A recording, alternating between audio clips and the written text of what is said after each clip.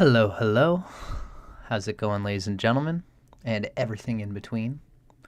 My name is Dustin Cormier, and you're watching another episode of How to Rock Astrology.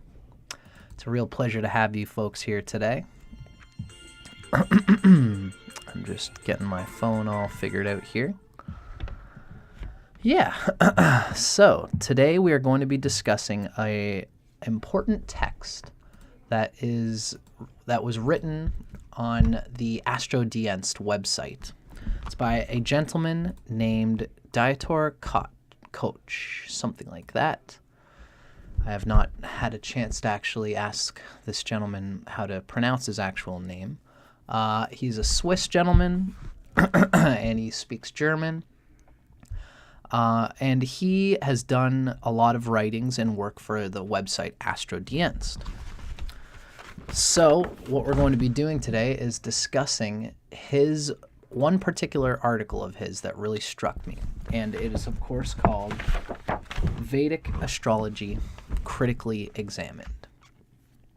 Now, my microphone's been a little bit funky lately. If anybody could chime in and just say, hey, Dustin, the microphone's working all good.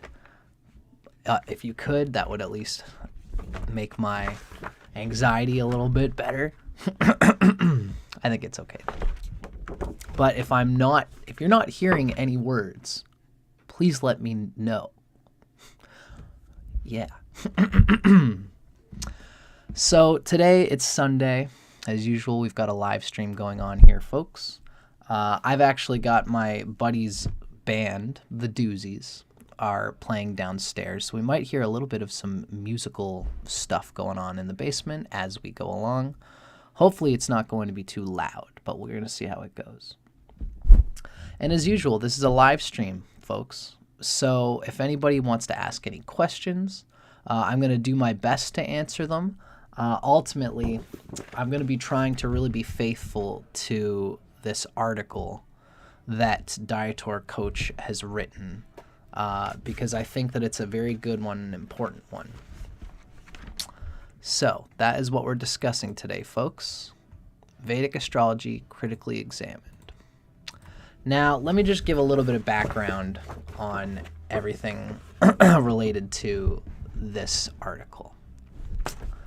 So Dieter Koch was a gentleman, like I said, who he worked with Astrodienst starting in 1995. And he's done it. I'm not sure if he's still working with them. He was a programmer and he was a writer for Astrodienst. He is an archaeoastronomer, and this is what he went to school for in the 70s and the 80s. And in fact, I think also in the 80s, he was going to school for Sanskrit. So this is a gentleman who really does have a deep understanding of the Vedic ideology and the Vedic mentality. Dieter Koch himself considers himself to be someone who is aligns himself philosophically with Vedanta and with what's written in the Bhagavad Gita. It's the classic Indian Bible of sorts. It's a condensation of everything from the Mahabharata. So Dieter Koch is quite familiar with Vedic consciousness, but he himself has also delved into the archaeoastronomy of the Greek roots of tropical astrology, and as well as the Babylonian roots. It seems Dieter Koch has really dug into a lot of the fundamental root systems of astrology, as well as the Vedic. So as I've kind of written, Dieter Koch is in a special position where he can dive into the consciousness of Vedic astrology, take it objectively, and be in the consciousness without doing what sometimes we find that the Indian astrologers can tend to do, which is that they become, there's an enclosed circuit of information between the disciple and the guru, where if the disciple tries to question the guru can always point to authorities above him or to scripture or to the idea that their guru was powerful, or that this writings of Vedic astrology have been experienced for thousands of years, and so they can't possibly be wrong. There's a lot of this kind of thing that happens really in a lot of astrological sects. They're sectarian in this way. But the Vedic astrologers have been known to have this enclosed circuit. Dieter Koch has familiarized themselves with Sanskrit as well as all this other archaeo-astronomical roots. When I say archaeo, I mean like archaeology. Like he was looking at what astrology and astronomy was practiced through like 2,000 years ago and beyond. So he's a fascinating writer. It's fascinating place to come at with astronomical and astrological writing.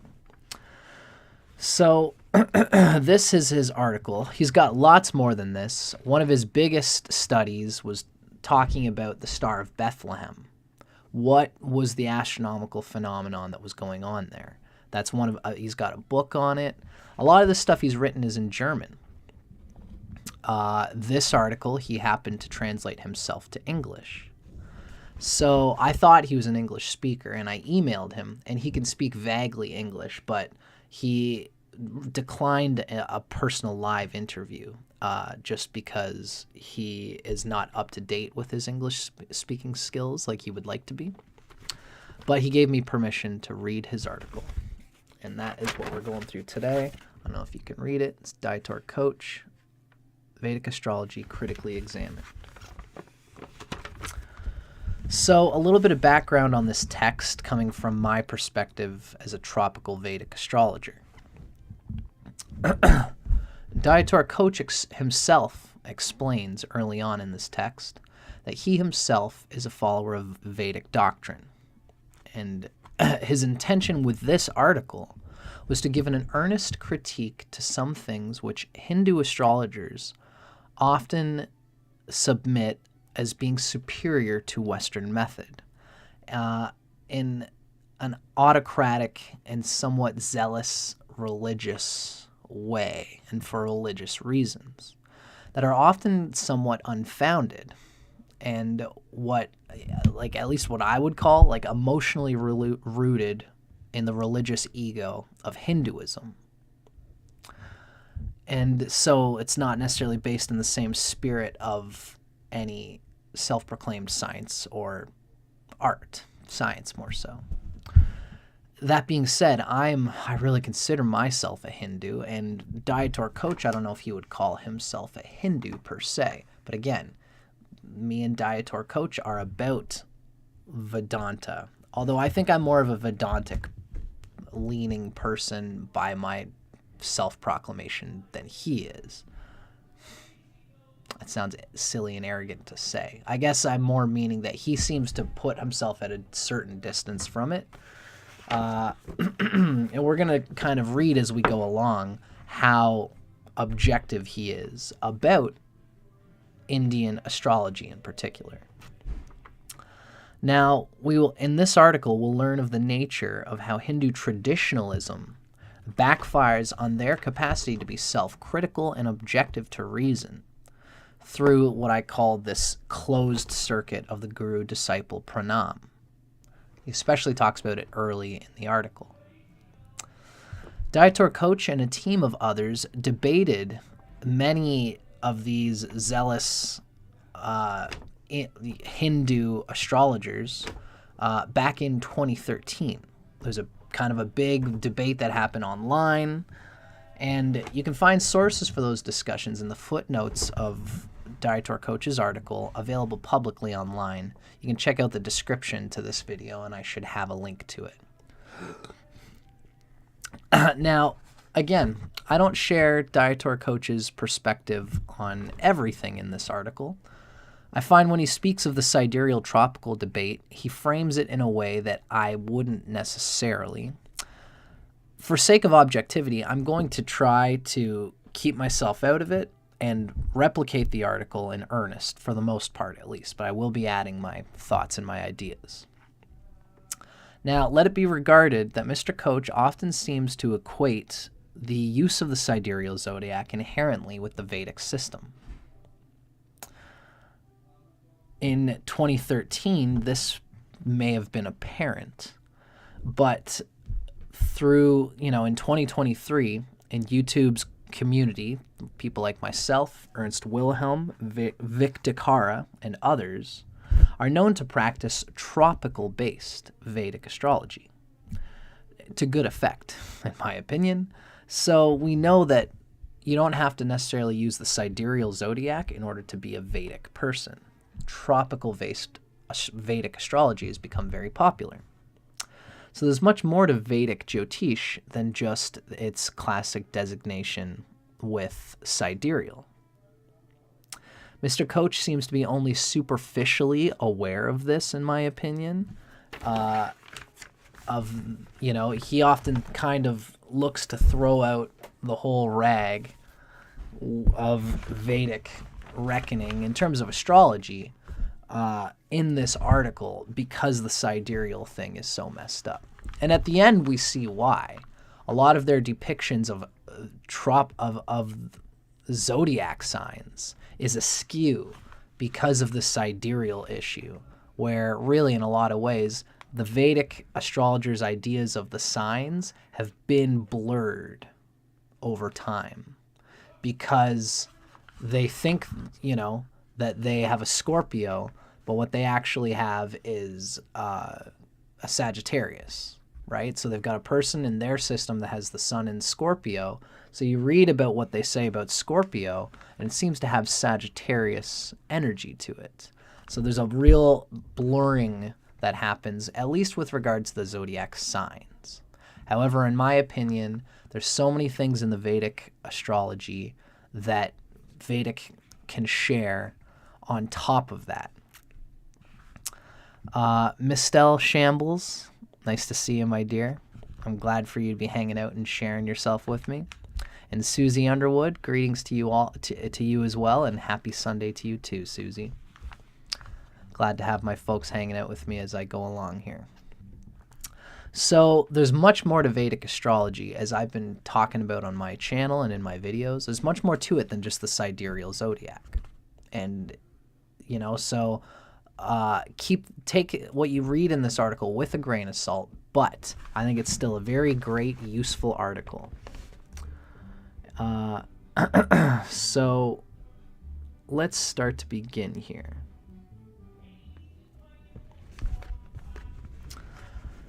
Okay, so again, you'll hear my friends jamming downstairs. Hopefully that's not going to be much louder than it needs to be. It's okay, though. I woke up today and had music playing in the house, and I was like, that's awesome. That's exactly what I would like in my life. So, this is Dieter Koch, Vedic Astrology Critically Examined. Let's start to dig into this article. Since the mid-1990s, the so-called Vedic astrology has experienced a remarkable boom in America, and with some delay, also in Europe. Indian gurus and their Western followers not only imported the Hindu sidereal zodiac to the West, but also other techniques of Hindu astrology and even spiritual concepts of the Vedic culture. By designating Hindu astrology as Vedic, connecting it with the sacred writings of Hinduism, the Vedas, So, by designating Hindu astrology as Vedic, and by connecting Hindu or Vedic astrology with the sacred writings of Hinduism, that being the Vedas, these astrological gurus allege that this astrology has a spiritual background and ultimately goes back to divine revelation. Also, they tend to teach this astrology with an enclosed circuit of a guru-disciple relationship, where the authority of the teacher and tradition plays a much bigger part than in common Western teaching. Accordingly, Vedic astrologers appear very self-confident and claim superiority of their teachings over Western astrology. In the present article, I want to critically investigate what is behind such claims. Such questioning tends to cause strongly emotional reactions among Hindu astrologers. In fact, I put myself in the middle of a profound conflict between two cultures. Traditional Hindus believe that the Vedic culture, including Indian astrology, was revealed about 5,000 years ago by holy Indian sages in India and was, from its beginning, perfect, eternally valid, and holy. Thus, in their opinion, culture was not developed in terms of a progressive upward development, as Westerners believe, but was established at the beginning of time by divine beings in highest perfection, and since then has only deteriorated. It's that Kali Yuga theory that is often heard. I'm open to all different sides of it. It's just interesting to hear a critical analysis of it from a Westerner. So for this reason, Hindu traditionalists tend to interpret Western notions of the history of culture, which assumes that the ancients were more primitive than we are, as an insult to their greatest saints. The Indian people think that the burgeoning of technology and knowledge that we get from the West is conceived of in the Indian mind as being an insult to their greatest saints from 5,000 years ago, or etc. So as a result, the original version of the present essay has led to very violent and emotional reactions on the part of Indian astrologers. Now, Dr. Koch gives us a footnote here. The footnotes in this are extensive, but I've kept it to the ones that I thought would be the most relevant. So this is a footnote to what Dr. Koch was saying. He says that the original version of this essay that we're reading has led to very violent and emotional reactions on the part of Indian astrologers. Namaste, Oriana Shelley. Very nice for you to be hanging out with me today. So, Dr. Koch tells us in a footnote to what was just mentioned. He says, I was insulted by outraged Vedic astrologers as an enemy of the Vedas, an atheist, a liar, a fraud, a miscreant, etc., etc. These insults were made in particular by supporters of Hindutva ideology, Hindutva being Hinduism. It's a modern nationalist movement fighting for a return to original Hindu values against the dominance of Western culture. Interesting context. Now, Dr. Koch tells us that despite all that, I have to confess that he sympathizes, he says, to some degree, with the Hindutva movement, because today's globalization of American culture seriously threatens traditional cultures of all continents.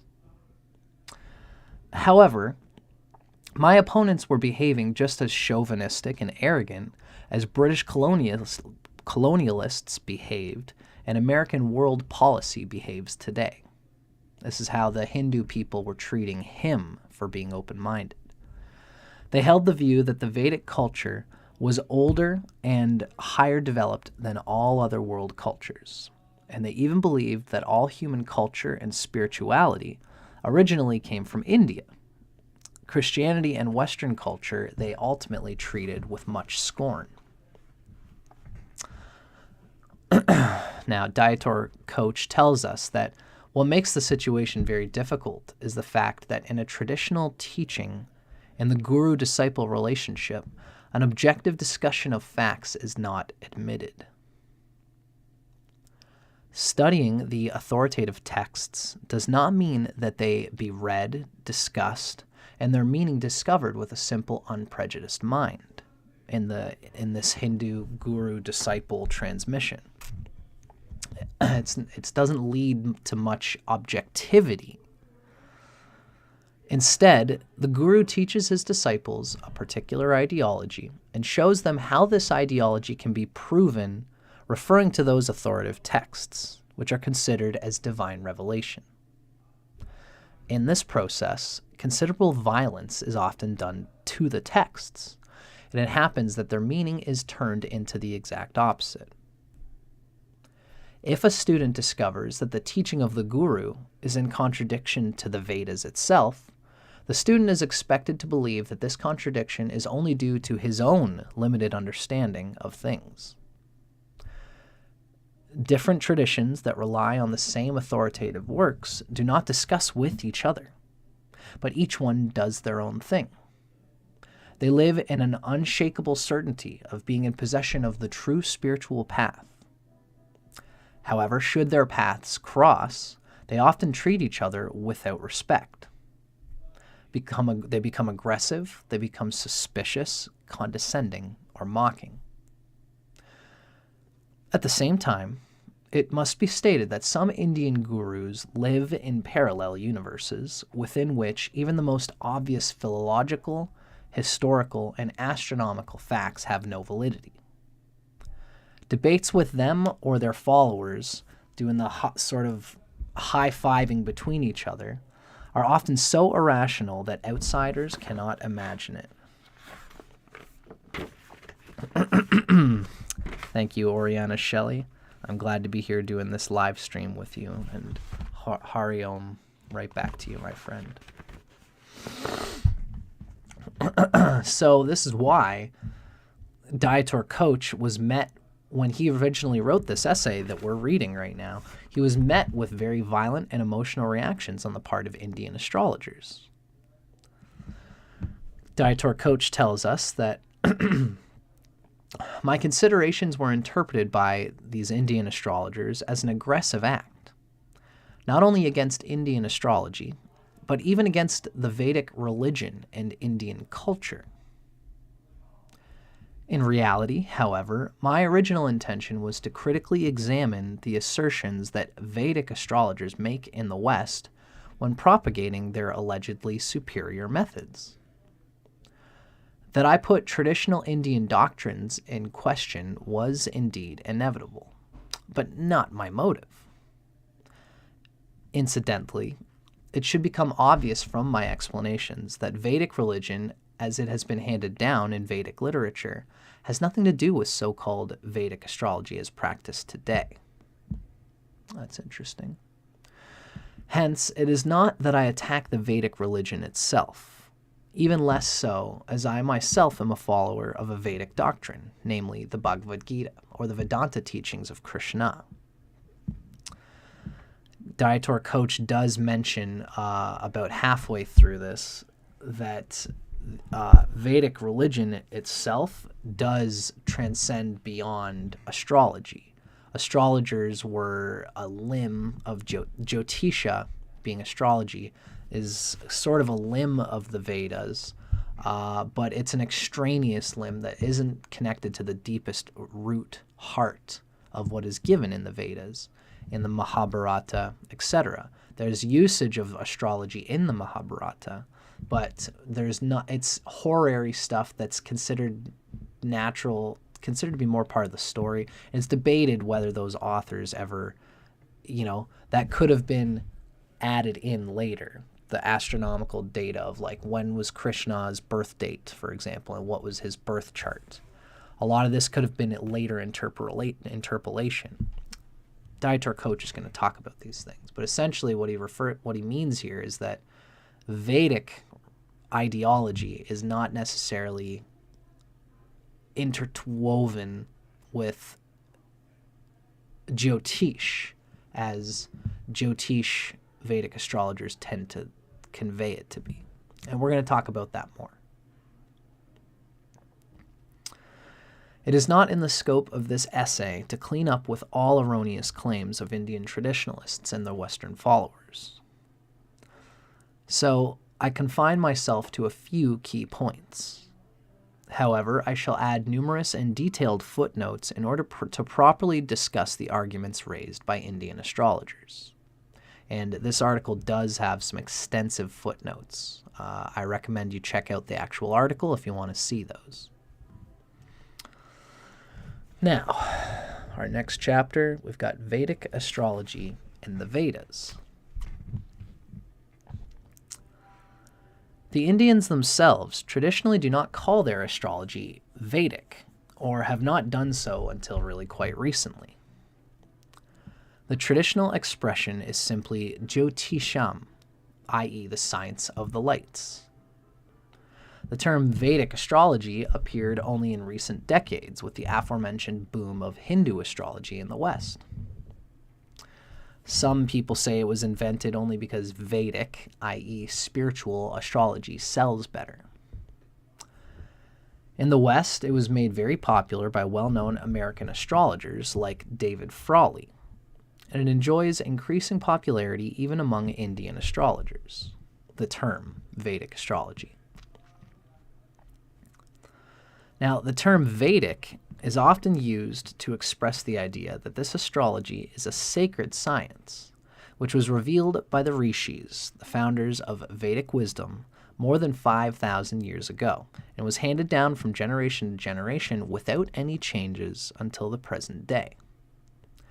For example, when the astrological textbook Brihat Parashara Hora Shastra claims to be a revelation by the Vedic seer Parashara, it is taken at face value.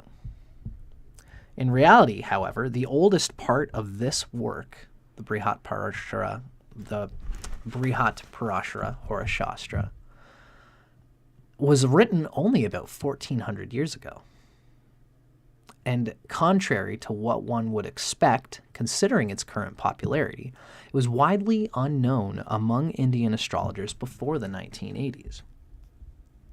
Now, this might seem to be in contradiction to a lot of Vedic things,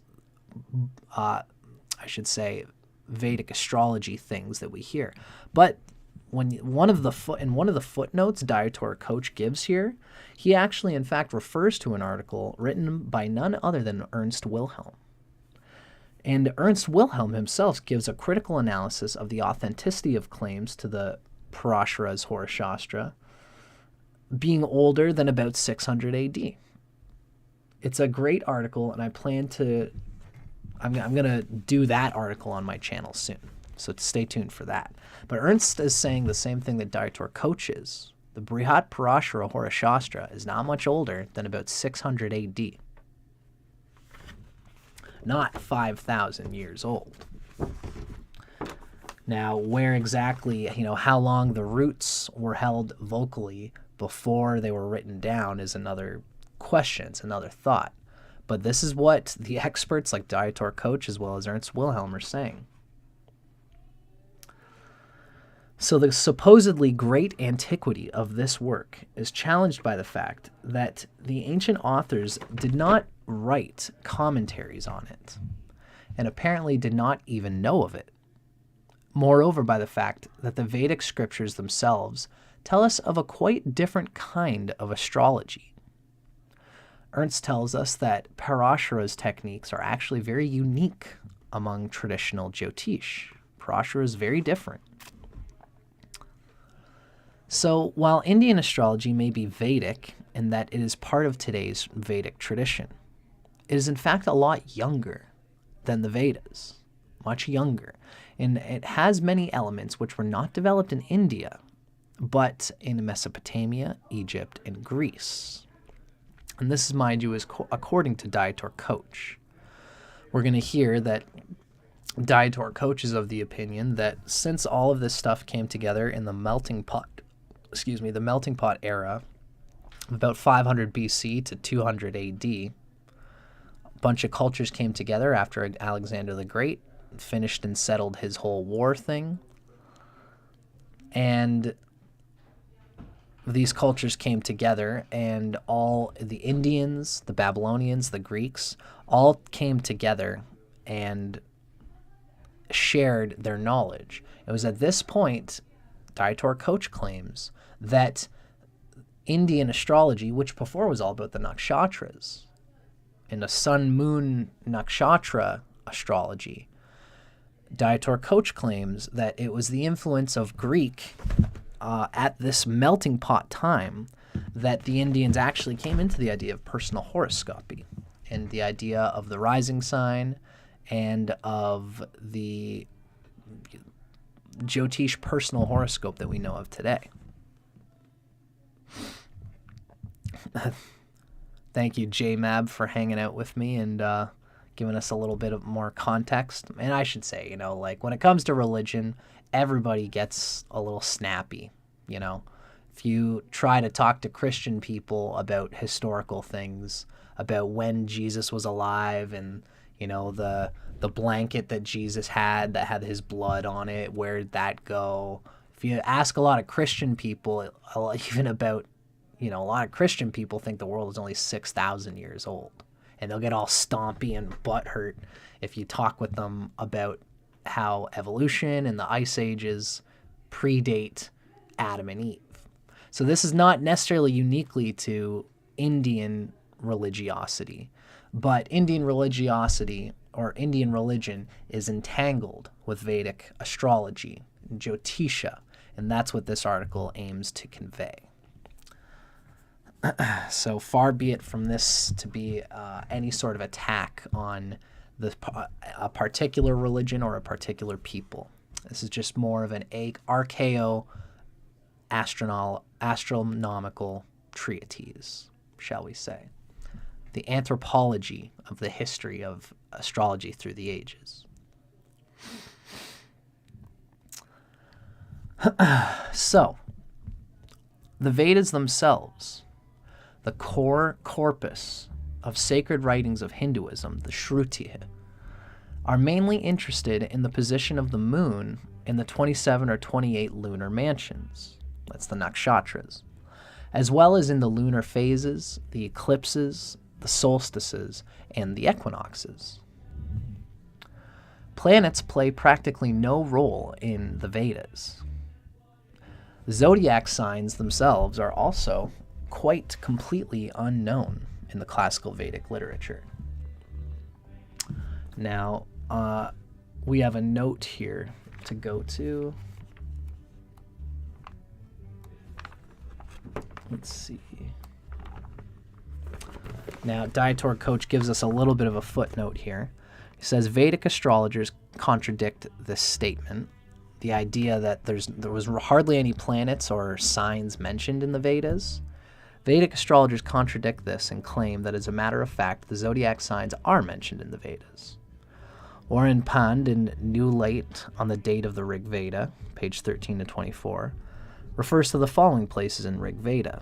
Leo the lion, Simha in the Rig Veda, Virgo the virgin, Kanya in the Rig Veda, and then Gemini the twins, Mithunau in the Rig Veda, as well as Taurus the bull, Vrishabha in the Rig Veda. Now, Dietor Koch provides lengthy footnotes as to why why he's still saying that these claims are not necessarily valid claims for evidence of planets and signs in the Vedas. And they're quite extensive, so I won't go into them here, but feel free to check out the article yourself if you want to get a bit more background on this. 'Cause there's a lot of stuff to go through here, So what we read is that observations of the sky were more important only for the Vedic sacrificial cult. And that's as is expressly stated in the Vedanga Jyotisha. It's the oldest textbook on astronomy and calendar calculations. So these references tend to relate to the 27 or 28 lunar mansions of Nakshatras only. So this is what we're saying here, is that at this time, they mostly just talked about the Nakshatras. And it's mostly interested in the cycles of the sun and the moon.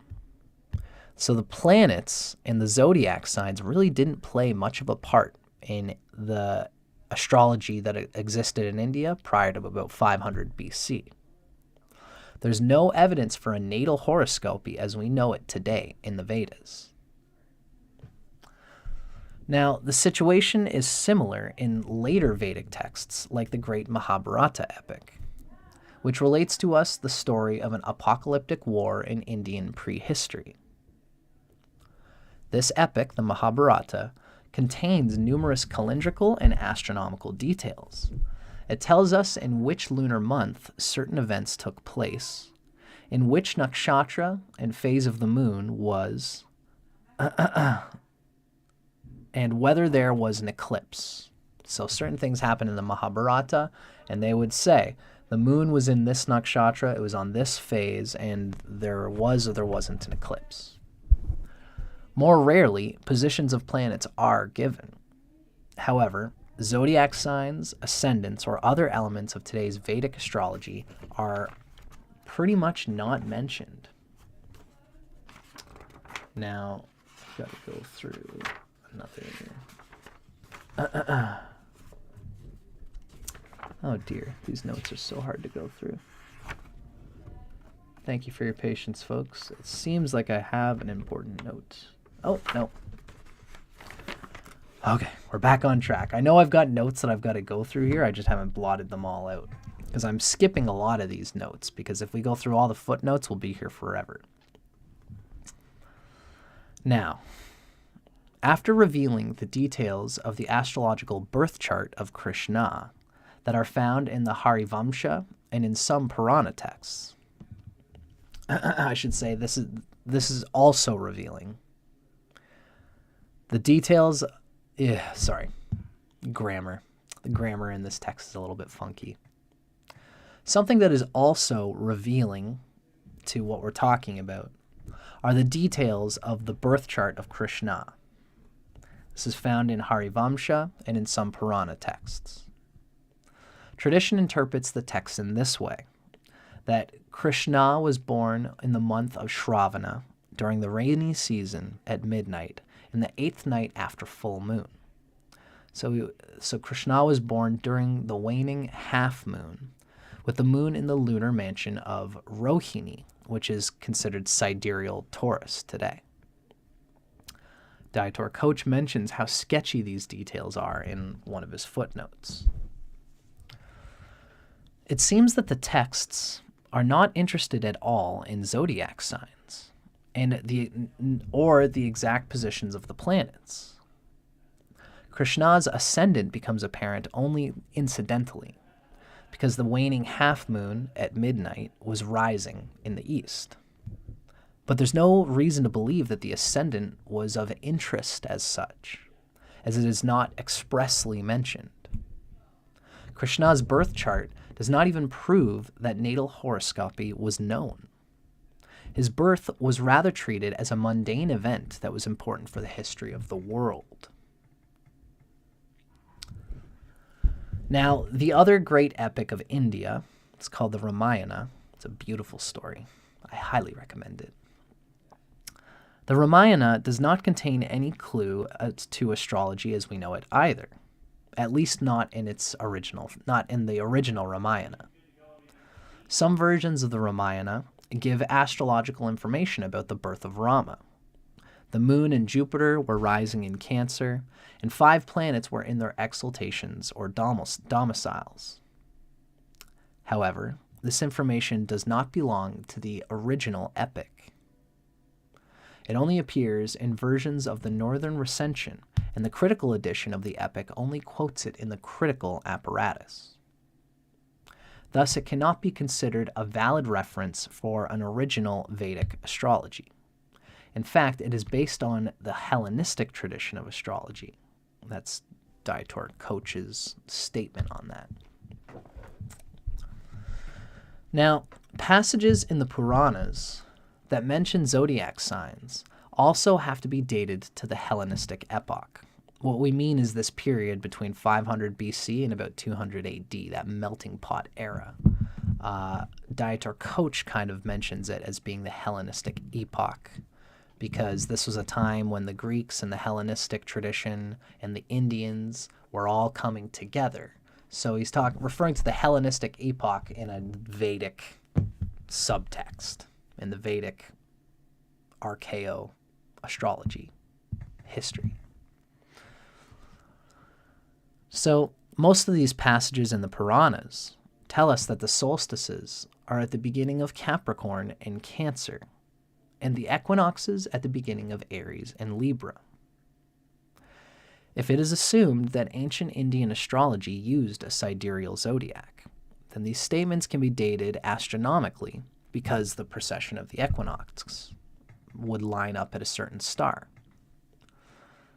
That's the equinox place where Aries is, could have been put to a certain point in the sky. So these must have been written between 200 and 600 Common Era, depending on the assumed position of the initial point of sidereal Aries, i.e., depending on the Ayanamsha. The Ayanamsha is where sidereal Aries is in the sky. Now, Dieter Koch takes us to note number 17. I believe that's this guy here. So, in one of his footnotes, Dieter Koch gives us examples from the Vishnu Purana. It has the following verses. It's Vishnu Purana, chapter 2, book 2, chapter 8, verse 28 to 31. At the beginning of his northward course, the sun enters Capricorn, then Aquarius and Pisces, one zodiac sign after the other. After he has enjoyed these three, the sun goes the path of the equinox, making day and night equal. That's Aries. Then the night begins to decrease. The day increases daily. And then, at the end of Gemini, he arrives at his highest culmination. After reaching the sign of Cancer, he makes his southward course. Now, this is the same text, same chapter, but this is verse 67 to 68. In the middle of the seasons, Sarad and Vasanta, the equinox is observed. It's the vernal and autumnal equinox, when the sun has entered Libra or Aries. This is the equality of day and night. When the sun is at the beginning of Cancer, this is called the southward course. And when it's at the beginning of Capricorn, this is called the northward course. So that is coming from the Vishnu Purana, and this is one of the Puranas, right? So if one wants to date those texts any earlier than 200 AD, 200 to 600 Common Era, one has to assume either that the current definitions of the sidereal zodiac, the Ayanamsha, is completely wrong, or that these texts are based on the tropical zodiac, in which the vernal point is at the beginning of Aries for all epochs. That is, of course, I would say that that's closer to Victicara's reckoning and to tropical Vedic astrology, which I include myself a part of. The tropical theory is that the vernal equinox is actually what creates Aries. And that's what Dieter Koch is saying here, is that either the sidereal is wrong and the tropical is correct, or the dating is wrong, etc. Now, as all these Puranas assume the beginning of Aries at the beginning of the lunar mansion Ashwini, which is sidereal by definition, the star Ashwini, even the assumption of a tropical zodiac does not allow us to date the texts much earlier. Now, of course, Victicara would note that the Puranas, as a key part of his Pramana, and he asserts that Jyotish was always intended to be tropical, moving against the backdrop of the star wheel. It just happened to occur that astrology got on its feet, and we created the ephemeris, and it all happened to occur while the vernal equinox point was at Ashwini. So this is why we read in the Puranas, for example, that the equinox happened at Ashwini. It's not that, they had the idea of being tropical, in my opinion, but since the vernal equinox happened at Ashwini at the time, they connected 0 degrees tropical Aries to Ashwini, and they froze it there. That's part of what I've been saying throughout all these videos lately. Now, getting back to Koch's critique, the same holds true for other astronomical and astrological texts that mention the zodiac signs and take the equinoxes and solstices at the beginning of the cardinal signs. Among these are texts by Varamahira and Aryabhata, the Surya Siddhanta, the Yavana Jataka, and a text called Garga Samhita. All these texts belong to the 1st century's Common Era, in spite of the unrealistic early dates assigned to them by Vedic astrologers. So that's really when these texts came out. And when they came out, a lot of them point to tropical measurements, and they say we should be abiding by the vernal equinox point. Where is the sun on March 21st, the first day of spring, when the days and nights are equal after the winter equinox? Right? That's the first day of spring. The days and nights are equal. This is what's given in the Bhagavad Purana and in many of the Puranas. But they also happen to say, I don't think the Bhagavad Purana does, but for example, the Vishnu Purana, Varamahira, the Aryabhata, the Surya Siddhanta, the Yavana Jataka, the Garga Samhita, all of these say it's supposed to be tropical, but the equinox falls at Ashwini. Of course, the equinox now, 2,000 years later, does not fall in Ashwini. It did at the time, and that's why they said that it did.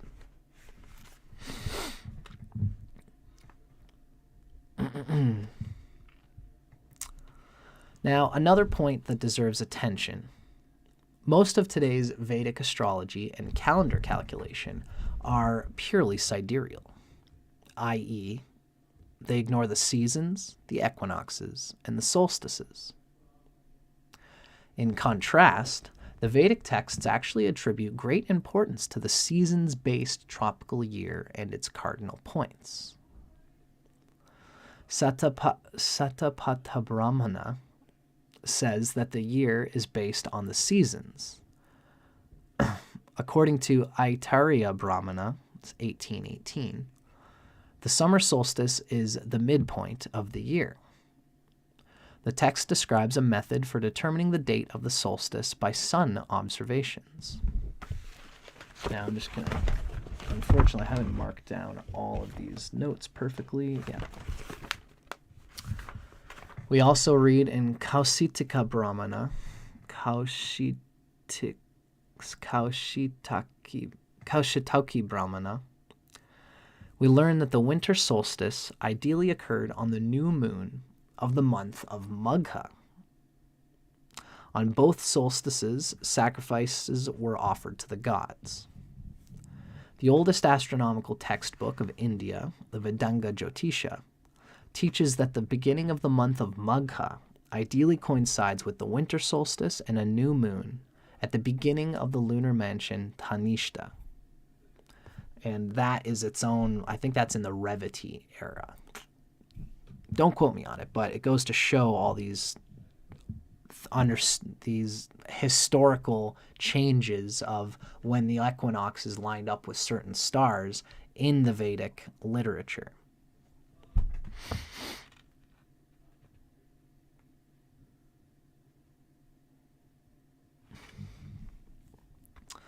Now, today's Vedic tradition ignores all of these statements, with grotesque consequences.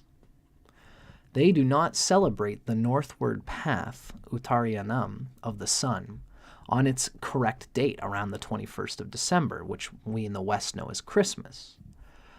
But instead, the calendar in India celebrates the northward path in mid-January on the day of the sun's ingress into sidereal Capricorn.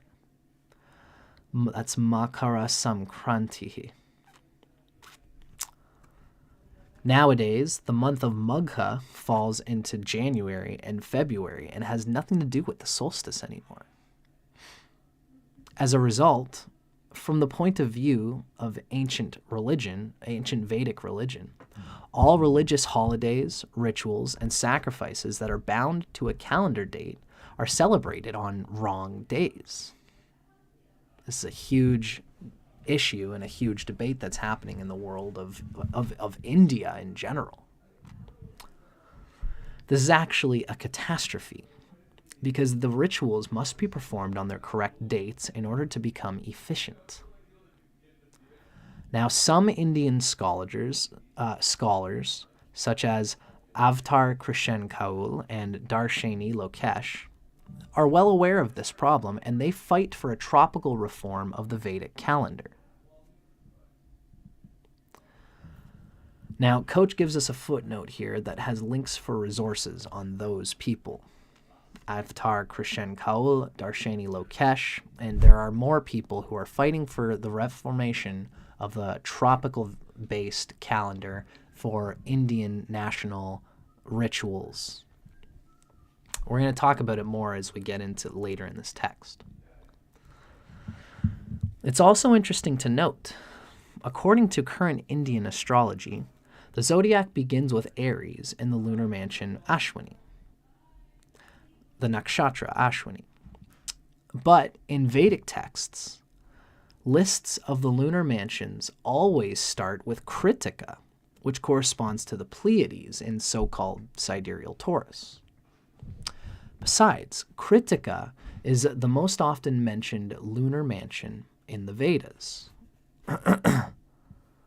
That's partly because Krittika's deity is Agni, which is considered to be the heart of the Vedic literature in a lot of ways. Whereas Ashwini hardly ever appears in the old Vedic literature. It's also, some would say that the reason that Agni and Krittika are such a common nakshatra in the ancient Vedic literature was because the equinox was in the Pleiades around the time that a lot of the Vedic literature was written. I still think that there is an eternal heart to Krittika as the true beginner of the nakshatras. We read it in the Taittiriya Brahmana. That's often a discussed thing in today's time as well, especially by tropical Vedic astrologers. Now, the reason for this prominence of Krittika, right, so this is Dyatar Koch is saying what I just said. The reason for the prominence of Krittika in the Vedas lies in the fact that in ancient times, approximately from 2500 BC on, the vernal equinox was located in the lunar mansion of Krittika, the nakshatra Krittika. Now we go to footnote number 25. It's written that the following references in Vedic texts can be given. The lunar mansion Krittika is designated as the mouth of the lunar mansions, Mukham Nakshatranam, and that's from the Taittiriya Brahmana, where mouth means beginning. Furthermore, it is said that the stars of Krittika, the Pleiades, do not deviate from the east.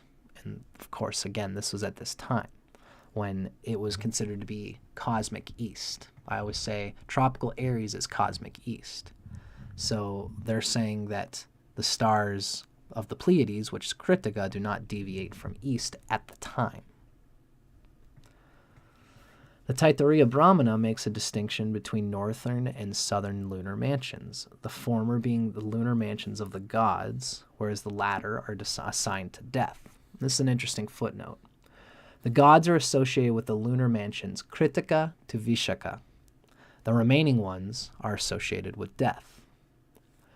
This suggests that the vernal equinox was located at the beginning of Krittika. This tradition survived for a long time, even far beyond its astronomical validity. In fact, the Vishnu Purana still explicitly states that the equinox is in Krittika. So we can see that there's a mess. Just a historical mess in a lot of ways.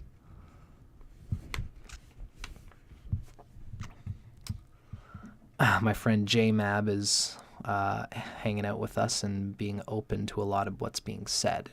I appreciate you keeping an open mind, J-Mab. And as well, I'm glad Oriana Shelley is hanging out here with us as well. Now, I'm just going to flirf my hair for a moment here.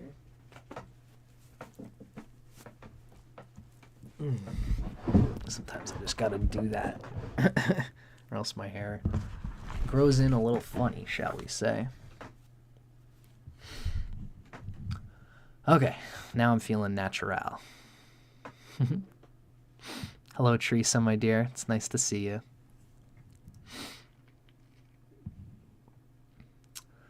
Now, in astrological and astronomical texts of late antiquity, the lunar mansion Ashwini and sidereal Aries become the starting point of the ecliptic. And the reason was, again, that the vernal equinox by that time had moved on into this lunar mansion. The equinoxes and solstices were placed at the beginning of what is now sidereal Aries, Cancer, Libra, and Capricorn. Incidentally, the vernal point has since crossed the whole lunar mansion of Revati and is currently in Uttara Bhadrapada. So nowadays, Vedic astrology therefore works with a zodiac that was defined by the equinoctial points of more than 1,500 years ago and never updated.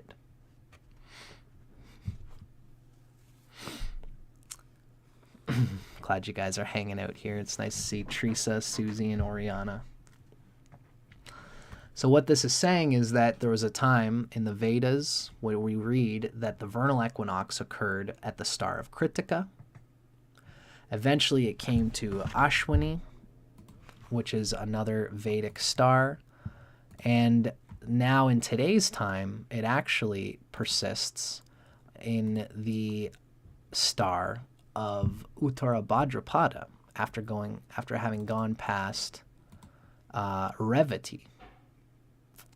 Now, I'm just going to show some pictures here that kind of gets at the same sort of idea, right? We can see here that there was a time when tropical Aries, about 4,000, 5,000 years ago, tropical Aries was situated in the Nakshatra of Krittika, this area here, and this would be Aries in today's time in Uttara Bhadrapada.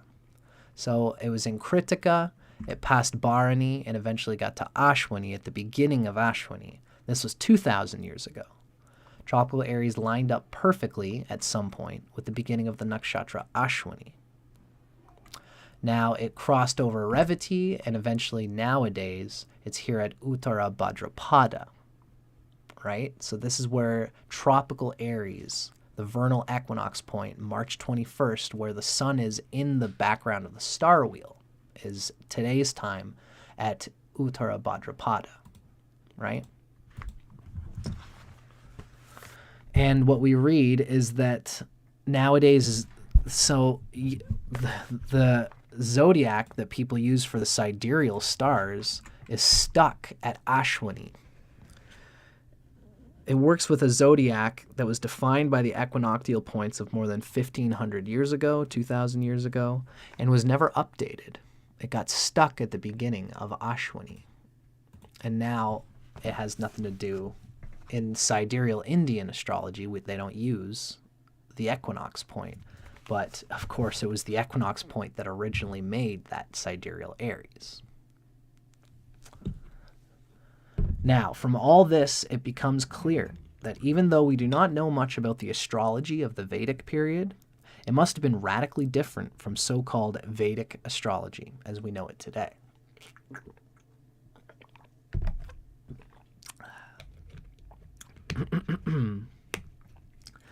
Now, let's look towards the spiritual claim of Vedic astrology. The spiritual claim of Vedic astrology also deserves a note. From the point of view of Vedanta, i.e. of spiritual liberation, moksha, astrology is completely irrelevant. And this is what I was talking about when I was saying at the beginning that true Vedic reckoning doesn't necessarily consider that you need to be an astrologer or consult an astrologer in order to tune into the most Vedic consciousness possible. Krishna never says in the Bhagavad Gita that astrology be required to attain spiritual liberation. According to Krishna, the path to liberation consists in acting without aiming at the fruits of one's actions, where every action is conceived as a sacrifice to God. Beautiful. Indian astrology, as we know it today, is mainly used for clarification of worldly matters, aiming at earthly happiness. The same purpose is served by Vedic rituals, according to the Bhagavad Gita, chapter 2, verse 42. Perhaps one can practice astrology like any other activity in a spiritual attitude, for sure. But those who seek liberation must go beyond the astrological issues and follow the teachings of the Bhagavad Gita and the Upanishads. Now, this is coming from Koch, who does ascribe to the philosophy of the Bhagavad Gita. He tells us that even when it comes to achieving earthly happiness in Vedic texts, astrology is never mentioned. At best, it is stated what sacrifices and religious ceremonies should be performed on which calendar dates or during which positions of the sun and the moon. Vedic literature rarely, if ever, mentions astrology, and its reputation seems to have been rather dubious. Astrology, that is, in the Vedic texts. For example, according to the laws of Manu, people who earn their living through astrology are to be considered impure and are not allowed to attend Vedic rituals. So, similar statements about being paid as an astrologer can be found in the teachings of Bhishma, the great hero of the Mahabharata epic. Now, Koch gives us a footnote here that shows two examples of old Vedic texts describing people who do divination for money being cast out among the Brahmins. They do divination of some sort through stars, through astrology, whatever, and they ask for money, and the Brahmins kick them out of their circle. Indian astrologers, for whom these texts are spiritual authority, usually explain that Manu's statement is not directed against astrology as such, but only against astrologers who demand a fee for their services. They believe that taking money is allowed if the customer gives it as a present, dakshina. Others believe that Manu and Bhishma do not refer to astrologers who take money, but to charlatans who do not have an adequate astrological education. However, the texts themselves do not give any such explanations, and they may well be interpreted in such a way that they reject astrology completely. In fact, this is the view held by some Indian astrologers. This is the view held by some Indian scholars. However, we do not really know what kind of astrology these texts refer to, especially as Vedic astrology, as we know it today, did not exist at the time when these texts were written. That's very interesting to think about. I think that whole bit is very interesting. It has certainly made me think about my path as an astrologer differently. I wouldn't say that it's necessarily an evil thing to practice astrology for money, especially these days. That would be, I see it as a psychological counseling that's not much different than any psychological counselor. And I think it's sensible to ask to be paid for your time and service as a counselor these days, when such counselors are not necessarily gurus, because there's so many people on the planet and there's only so many guru types.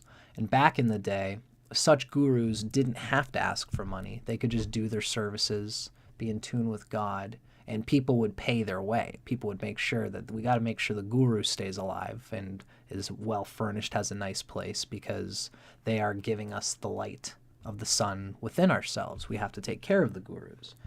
These days, no astrologer gets that kind of treatment, right? So if we're going to put all this time into learning about these things, we kind of have to ask for some kind of valuable time for the effort and time that we put in this sort of scrangly economy that we're living in. That's where I'm at on that. And I'm glad Teresa's with me on that. So, however that may be, that does not mean that Vedic literature rejects astrology of all kinds.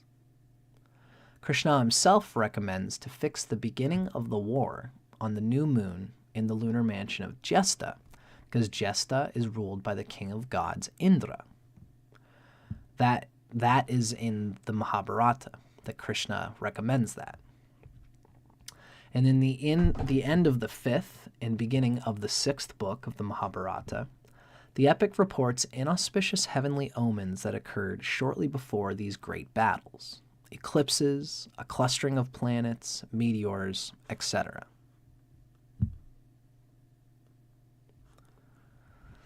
JMAB makes a good point. There's nothing wrong in getting paid for providing astrological services as long as the astrologer is not exploiting their clients.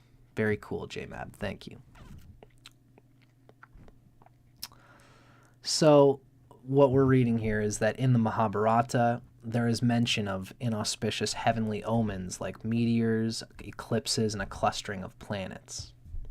So astrology does appear in these vague ways in the Mahabharata, which means it's not eschewing it completely.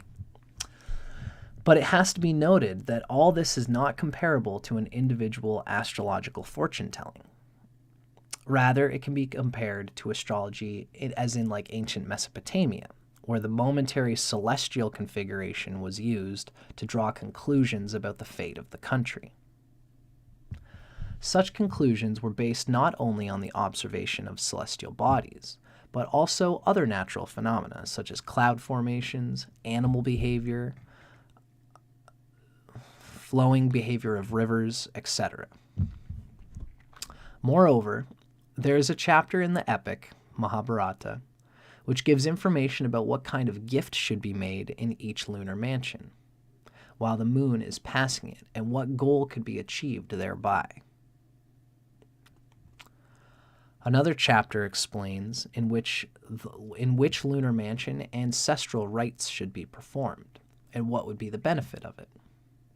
So all of this does not correspond to today's modern Vedic predictive horoscopy as we know it today. No hero of the great epic Mahabharata ever goes to an astrologer for a counseling or fortune-telling session, no matter how serious his life problems may be. You don't see Arjuna going to his astrologer before going and doing what Arjuna does, right? It's very interesting to think about. It's very just objective to hear it in this way. So, now the next thing we're going to be getting into, Susie's just made another point about how much time it takes and energy it takes to do an astrology reading, and I thank you, Susie, for being a part of that conversation as well. The next thing we're going to go into, this is one that's interesting, debatable. I've talked with Vic Dakara about it, and he is not about this statement. I'm still going to put it in full in order to be true to the article that I'm reading. Dr. Koch is of the opinion that the Zodiac and the Indian Zodiac was imported from the West. This is an interesting bit. We need to go through it, and then we'll talk about my opinions as we kind of go along. So this is what's written in this article from 2013. The question of whether or not the signs of the zodiac appear in Vedic literature plays a very important role for Vedic astrologers, especially for Indians. The idea that the zodiac signs and other elements of astrology were imported from the Hellenistic world to India is totally unacceptable to them. And they try at all costs to prove that, conversely, Hellenistic astrology actually originated from India and was a gift from the holy sages who revealed the Vedas. What a tricky, sticky wicket to be in. Now, for me, this is kind of like, these days it's a common thing for writers of music to get caught up in this whole racket of who wrote it first. Who was the first one to write a blues E seventh chord going into the A, then back to the E, then back to the B, then back to the E. The 12-bar blues. Who was the first one to write that? There was a first person to write it, but there was, before it got written and recorded by the first guy, it was, we might be thinking of the gentleman who wrote Crossroads. Robert Johnson. Robert Johnson was the first guy to record the 12-bar blues.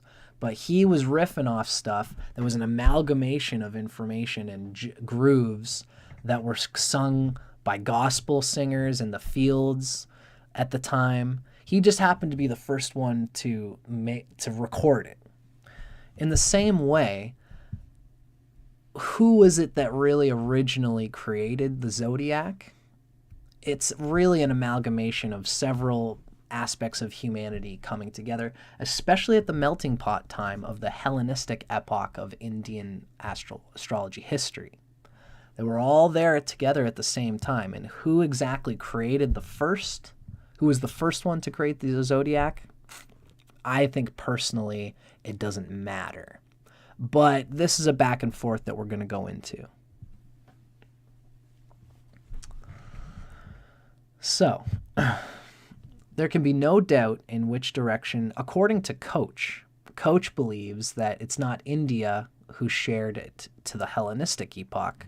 Rather, it was the Hellenistic groups that gave it to India, and then India took it and made it into its own from there. Koch is of the opinion that it was sourced in Greek Hellenistic astrology. And according to him, there can be no doubt. So he says that the development of the zodiac in Mesopotamia and Greece is well attested by written sources. We find in Mesopotamia from the 3rd millennium BCE on representations of zodiacal constellations and reference to them in cuneiform texts. The most obvious example is the Sumerian myth of Gilgamesh and the bull of heaven, which is Taurus. Pictorial representations often show the bull with 7 points above the neck, representing the Pleiades. In other depictions, the Pleiades appear in the neck of the bull, in the form of an ear of corn. The cuneiform astronomical text Epinu, also known as Mul Apin, lists 17 constellations along the ecliptic, among which most of the 12 zodiacal constellations are known today. Greek astronomers took over at least some of these constellations even before 500 BC, before the melting pot era. There are Attic vases in existence that show Hercules fighting the Cretan bull, who, like his Mesopotamian prototype, has in his neck the ears of corn that stand for the Pleiades. Some of these vases show Hercules' battle with the Hydra and the crab, that's Cancer, as well as with the Nemean lion, that being Leo. Of course, Hercules is this beautiful symbol from the Greeks of each one of us being this blank slate going through the 12 mythical beasts of the zodiac, having to get through them all and fight them and win in the battle against them. And basically, it's the self integrating the forces of the unconscious. That's what Hercules is all about. That's why he's the great hero. And it's interesting that these vases existed before 500 BC, where we see mentions of these unconscious archetypes of the zodiac. So the zodiac must have been some kind of understanding at some earlier time. It's even interesting to consider the bull of heaven, Taurus, being in the Pleiades. Mind you, it's probably, around that time, Taurus may well have been in the Pleiades. If Aries was sidereal Aries as we understand it. So it's just interesting to think, because at this time there wasn't much zodiacal understanding. So let's move forward with what we read from Dieter Koch. According to Pliny the Elder, Historiae Naturae, Book 2, verse 6, I believe, the zodiac signs were introduced by Cleostratos of Tenedos, who lived around 500 BCE. Euctemon mentions at least the constellations Scorpio and Cancer in his Parapegma, and Callippus, who wrote in the 4th century BCE, mentioned in his Parapegma all signs of the zodiac, and that's in the 4th century BCE. Now, in cuneiform texts of the 5th century BCE, also appears the mathematical zodiac of 12 equal signs of 30 degrees each.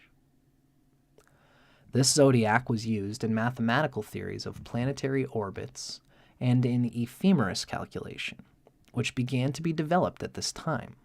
This is a very important time, as I've talked about. It was the ephemeris that got astrology on its feet. From the beginning, it was also used by astrologers, the 12 equal signs of 30 degrees each. This was used in the beginning by astrologers who had to work daily with ephemerides. And this is, of course, because we know that the actual signs, like Virgo is like 45 degrees, and then some are smaller. Some say there's 13 signs out there. A lot of the actual stars were not used. Rather, tropical astrology was used, and that's what this is saying. The equal 12 signs split into 30 equal degrees was used from the beginning by astrologers who had to work daily with ephemerides.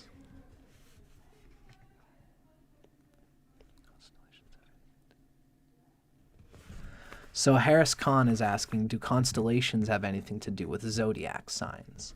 This is the debate, Mr. Harris Khan, or I should say Mr. or Mrs. I'm not sure what you are. But the idea here is that a constellation is the stars, and the constellations are not the creation of the zodiac, with the zodiac signs as we know it. This is what I've been talking about in all my videos lately. And we're kind of discussing it here. The stars were not ever supposed to be the zodiac markers. What's really the zodiac marker is where the sun begins on the March 21st. That's the vernal equinox. Where the sun is in the sky is irrelevant. The star that it's at is irrelevant. But that's always the start of 0 degrees Aries. The autumnal equinox is always the start of 0 degrees Libra. And the beginnings, and the summer and winter solstice is also the cardinal points that create Capricorn and Cancer. This is a tropical phenomenon. It has to do with where the sun is from Earth's perspective and has nothing to do with the stars. Just to give Harris Khan a little bit of that information in particular. I hope that clarifies things, Harris Khan. So, it is not exactly known when the zodiac of 12 equal-sized imaginary signs came to the Greeks. Maybe Euctemon used it already in the 5th century BCE. The concept of an equal zodiac was clearly known to the astronomers Eudoxus and Aratus, who lived in the 4th and 3rd centuries BCE. The Babylonian astrologer Berossus, who lived in the 4th and 3rd century BCE and wrote in Greek, might have used an equal zodiac as well, as did his Babylonian colleagues. Now, in a footnote here, Koch gives more resources to more examples of equal zodiac theorists at this time. Now, coming back to India, there is no such history of the zodiac to be found in ancient texts or artifacts. Although in Vedic times, the year was divided into 12 months and was defined with the help of celestial observations. The signs of the zodiac or zodiacal constellations, however, are unknown to Vedic texts. So they had a year that was divided into 12 months and was defined with the help of celestial observations, but the signs of the zodiac and zodiacal constellations are unknown to the Vedic texts. It is only in the 1st century's Common Era that the mathematical zodiac of 12 equal signs is attested in India. Even then, however, the zodiacal star constellations are not known. It is obvious that the zodiac signs were not developed in India, but were only taken over and projected onto the existing system of what they used, which is a year having 12 months and the 27 nakshatras, the lunar mansions, because that's what the Indian people had before this melting pot period, as we've discussed. They had the 27 lunar mansions, the nakshatras, and they had a 12-month calendar. But what Koch is suggesting is that it was at the melting pot period here, when the Indians were intermixing with the Greeks and the Aryans and the Babylonians, and everybody was mixing together. This is where India came, took the 12 zodiac signs, and overlaid them on top of the already existing 27 lunar mansions.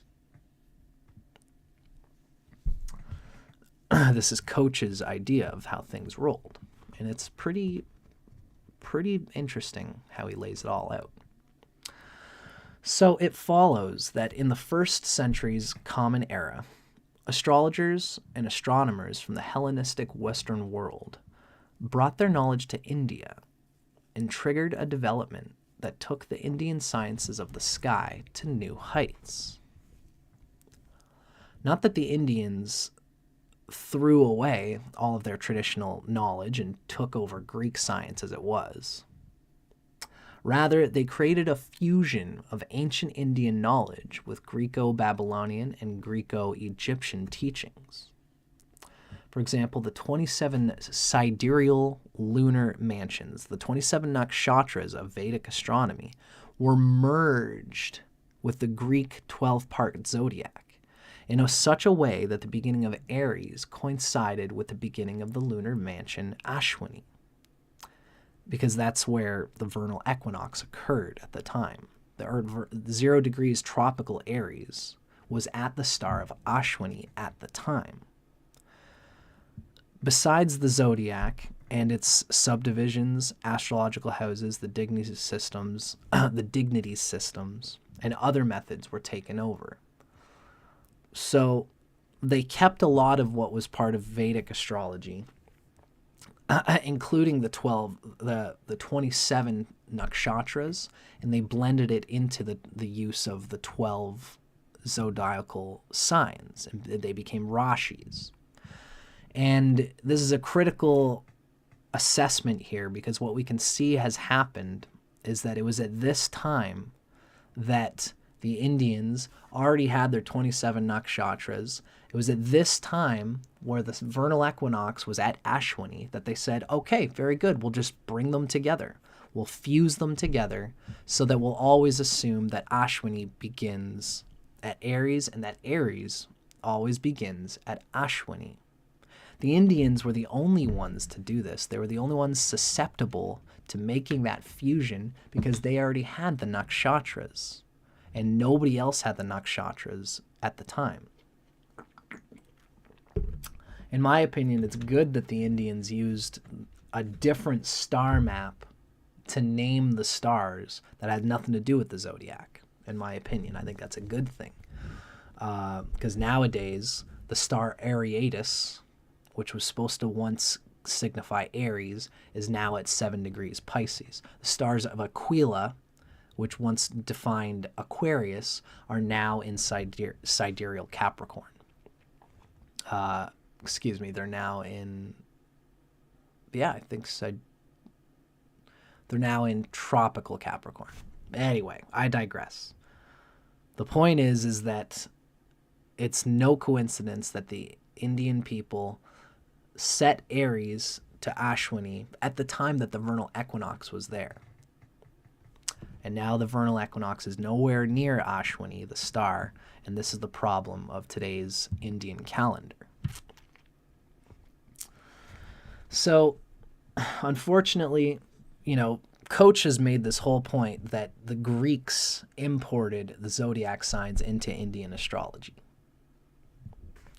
Now, representatives of Indian astrology cannot accept these facts because they want to see Vedic astrology as an original part of Vedic religion, which they consider as perfect, absolute, and universal from its very beginning.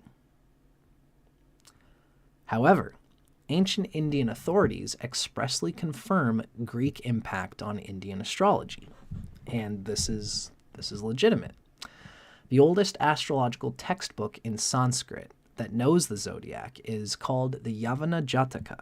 It's translated, it means nativity according to the Greeks. Yavana. And this is written by Spujidvaja, who lived in the 1st century's Common Era.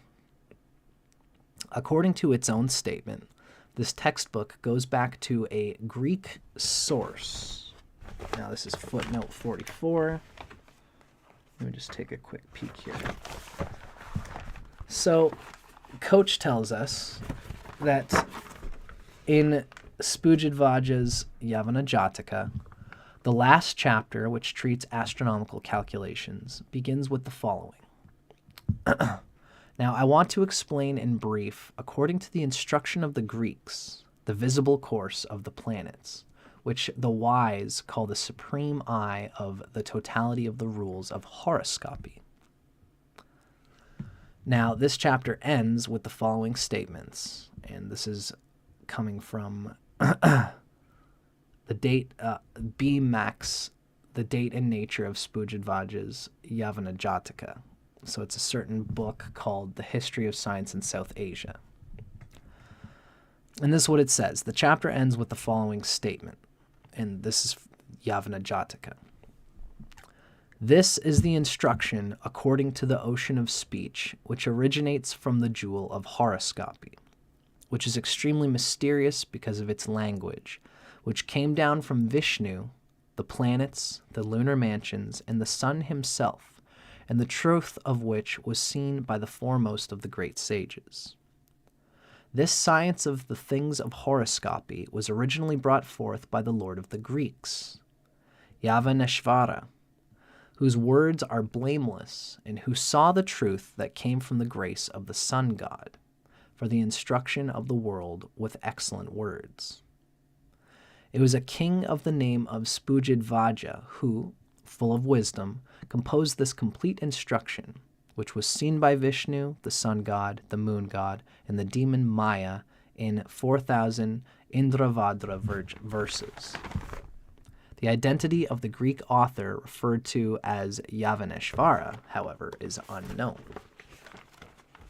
Very interesting. So, ultimately, this oldest astrological textbook in Sanskrit that knows the zodiac is the Yavana Jataka. And Yavana means Greek, as we're going to kind of talk about. So that was the statement that says that this textbook goes back to a Greek source. Now, in reality, the text is rather an amalgamate of Indian and Greek elements. Thus, it seems to have been written in India, although under the influence of Hellenistic astrological doctrines. The authors Varamahira, 6th century A.D., and Kalyanavarman,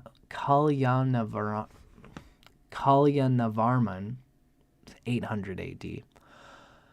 So Varamahira and Kalyanavarman, about 600 AD to 800 AD for both these guys. They also refer to Greek astrologers with great respect and even reverence. And this is another footnote here that we want to go and look at. Now, Varamahira in his Brihajataka often explicitly refers to the Yavanas and their teachings. And in Brihat Samhita 2:32, he says, there's Sanskrit given, but I'll give it in English. The Yavanas are foreigners. Among them, this science of astrology is properly, or in its completeness, established. They are honored like the great sages, the Rishi. How much more a Brahmin who knows the fate? Now, similarly, Kalyanarvaman writes in Saravali, it's chapter 1, verse 2 through 4, Varamahira summarized the old teachings, which had been explained by the wise in detail, and composed the textbook of horoscopy as a summary. However, as he could not explain in detail the division of the subject of the dashas, etc., according to zodiac signs, dasha varga, raja yoga, and duration of life, therefore I shall explain all that is important, omitting what is unimportant, of the elaborate teachings that were composed by the king of the Greeks, Yavanarendra, and others. So, Kalyanarvarman often explicitly mentions the teachings of the king of the Greeks. The teachings of the Yavanas, or Yavana teachers, that's Yavanacharya, or the Yavana elders, Yavana Vriddha, and these are what are referred to in Saravali. So this is just more evidence showing for these relating to the Greeks. Now, the assertion made by some Indian scholars that the word Yavana allegedly does not refer to Greeks, but rather to an Indian tribe of Vedic tradition is, according to Koch, incorrect. Although the term Yavana does not always denote Greek, its application to Greek-speaking people is well attested. Then Koch gives a footnote showing evidence of that attestation.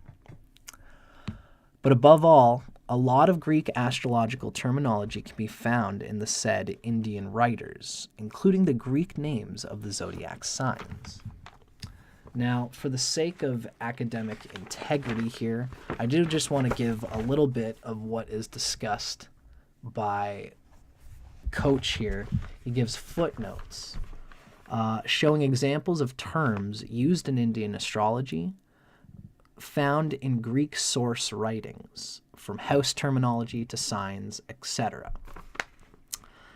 So he actually gives examples of several signs that are used in Greek terminology, which were originally Greek that turned Indian. Now, again, who's to say who started it here? I'm not much to say, but it seems to me that the academic evidence seems to be pointing towards the Greeks getting it first, and then the Indians taking it from the Greeks during this melting pot period, as I keep saying. So these following verses from the Yavana Jataka contain a great number of Greek astrological terms that are well known from Greek sources. The text itself says that these terms originate from the language of the Yavanas. Hence, there cannot be any doubt that the Yavanas could only have been Greek-speaking people. For example, the first sign, which is rising, is called Hora, and there's a Greek word that relates with this. It's also Hora. The fourth house from the rising sign, they call Hippaka, and in Greek, that's hypogeon.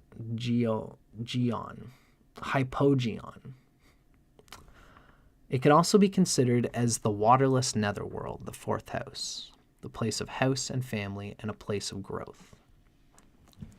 Now, the seventh house from the ascendant, which is setting, is called Jamitra, and in Greek, it's Diametros. And another a statement that's made is Yavana Bidhanam. So I guess that's saying that the Greeks have sourced that name. Now, from the rising sign, from the rising house, the 10th, that's the 10th house from the rising sign, which stands in the sky, they call mesurana, and the Greek word for it is mesuranema. So basically what this is saying is we've got Indian house words that are shown with Greek source origins. Those who know horoscopy call this the 4 pivot points of the 4 angles. The position of the moon that is called square is called menyaiva, and the Greek for it is meniaios among the Yavanas. We actually even see in these footnotes examples of the moon's yoga. There's a yoga known as Kemadrama yoga in Indian texts. It's when the moon has nothing in the 2nd house from it and the moon has nothing in the 12th house from it. And that's called Kemadrama yoga. This is known to Greek sources as kenodromia. So these Greek terms in Sanskrit texts provoke fierce resistance among Indian astrologers, as if the honor of the whole Vedic culture were at stake in discussing this. Some of them declare against all reason that these terms are not Greek, but Sanskrit, and the Greeks took them over from the Indians. However, those who know the 2 languages immediately see the absurdity of this assertion. Unfortunately, even Indian Vedic astrologers usually do not know much Sanskrit, let alone Greek. In addition, it is a telling fact that krios was the common Greek word for the male sheep or ram since ancient times, whereas in Sanskrit the word kriyaha for the astrological Aries only appears more than 1,000 years later in Varamahira's Brihatjataka, and it never designates the biological ram. The same holds for all other zodiac signs mentioned by Varamahira, with the sole exception of Kulira, that's Cancer. This is basically saying that a lot of the names, even for the zodiac names that are used in Indian zodiac literature, is coming from these Greek sources. So there's, it's hard to convey the root of who started what, especially in a podcast like this.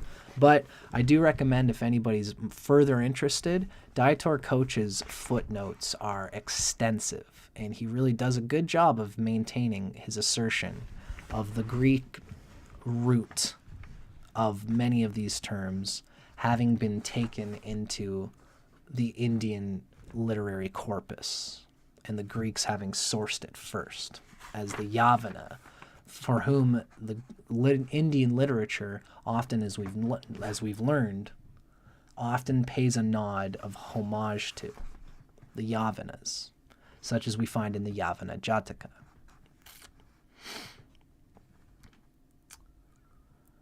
So,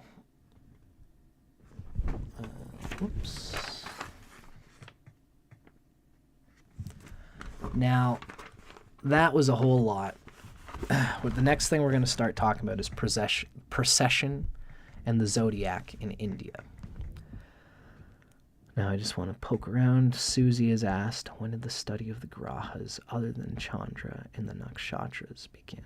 Was it in tandem with the study of grahas in the Rashis or before that? My opinion, Susie. So Susie has asked, when did the study of the grahas, the planets, other than the moon, in the Nakshatras begin? Was it in tandem with the study of the planets in the tropical signs, the Rashis, or was it before that? I would say technically that there are references to planets being in certain, omens of planets being in a certain nakshatra. It would usually be in cohesion with the sun and the moon. For example, if someone says, that the moon in the literature, let's say Krishna mentions that something is going to happen while the moon is waxing full in the nakshatra of Revati, and the red one, Mars, is with us at that time. It might signify something, but really that Mars would just be adding more to the interpretation of the moon in Revati. at that time. It wouldn't be saying that, Mars has progressed to this point in the nakshatras and it means something to Mars. Mars is just an addition to the moon reading at that point. So there were references to planets as an extra omen factor before traditional horoscopy. But I would say that, to answer your question, Susie, this is just based on the reading that I've done. You're right to assert that the planets in the nakshatras became a thing when personal horoscopy became a thing for the Indians around 500 BC to 200 Common Era. This is around the time when the ephemeris started to be developed and personal horoscopy as we know it came into existence. That would have been around the time that that the Indian Vedic astrologers were talking about planets in the nakshatras, other than the sun and the moon. And Harris Khan has asked which house system I use. I use Campanus. I use Campanus house cusps that fall into a whole house, whole sign system. As it's been described, I think, here already. I would say I'm a Leo rising. My ascendant is 12 degrees. I have Chiron falling into 9 degrees of Leo. I wouldn't call that, there's a bit of a 12th house there, but ultimately I would say since my Chiron falls, even though it's behind the ascendant, it still falls in the same sign as my ascendant. It's using Leo as the dispositor, the sun is the dispositor. I would still say that it's in the first house. I hope that's clarifying. It's essentially a whole house system, and the Campanus cusps are something that falls into that whole sign system almost as if like another planet. I'm going to talk about that more eventually because it seems to be a hot topic with a lot of my audience. So keep bugging me about it, folks. Keep letting me know. Ask me to make a video about the cusps, and I will do it. Okay? For now, I am in tropical sidereal debate land, and that's where I've been for the last bit.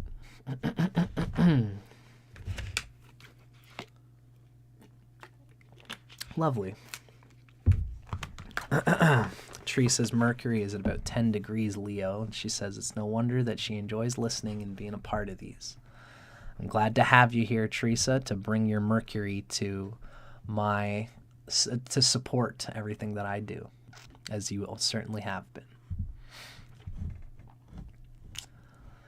Now, let's get into our next topic of discussion. This is precession and the Zodiac in India.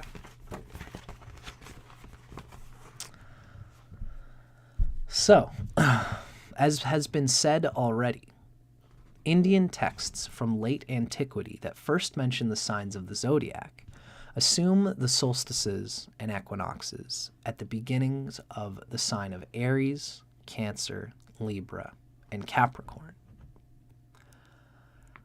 This is the sidereal signs of Aries, Cancer, Libra, and Capricorn. These lined up once with the equinoxes and solstice points. So, as such a definition of the zodiac is valid only for a tropical zodiac, whereas Vedic astrology, as we know it today, as Koch seems to understand it, only works with a sidereal zodiac. That's what a lot of people think Vedic astrology only works under. The question arises as to how the problem of the zodiac and precession has been solved in India, since, due to precession, the equinoxes and solstices now don't occur at those sidereal points. Yes, Harris Khan, I do use whole sign. That is correct. I use Campanus cusps, and I do abide by the cusps of the houses, but the houses as cusps fall into a whole sign system. I kind of use both. I hope that's clarifying. I can't go into detail right now because we're on a different subject.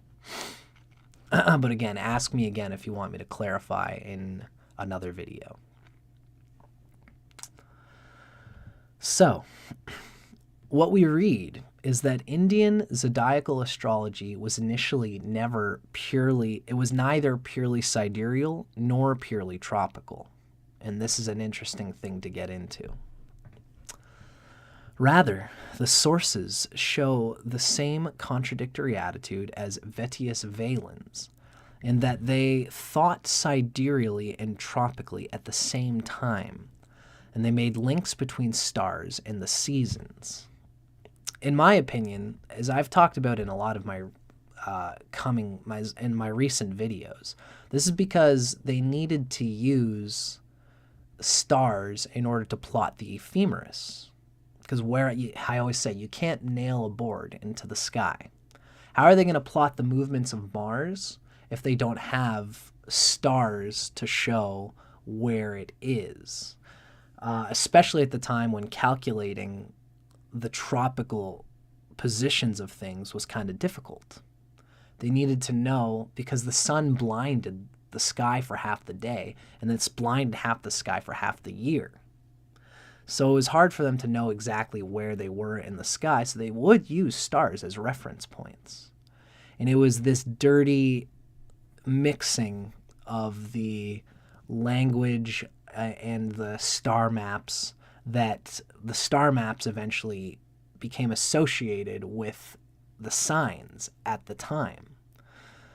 And this is the dirtying up of the taxonomy of the stars that we have today. You know, for example, I always say Ariatis, the stars, Gamma and Beta Ariatis, once lined up with tropical Aries. The stars of Aquila once lined up with tropical Aquarius, but now they don't. It had to happen at the time.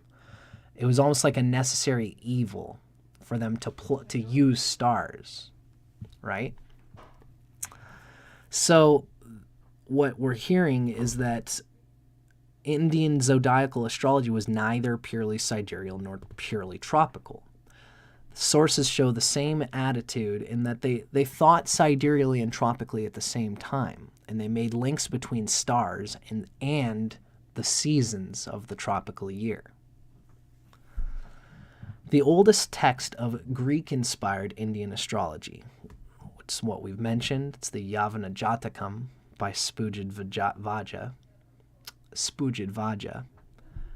In its last chapter of the Yavana Jataka, it fixes the cardinal points of the year at the beginnings of the signs of Aries, Cancer, Libra, and Capricorn, and has the sun traverse all signs within 365.2303 days.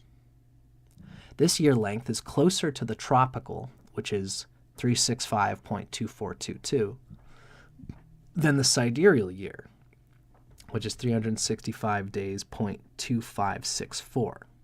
Very minuscule measurements, but they add up.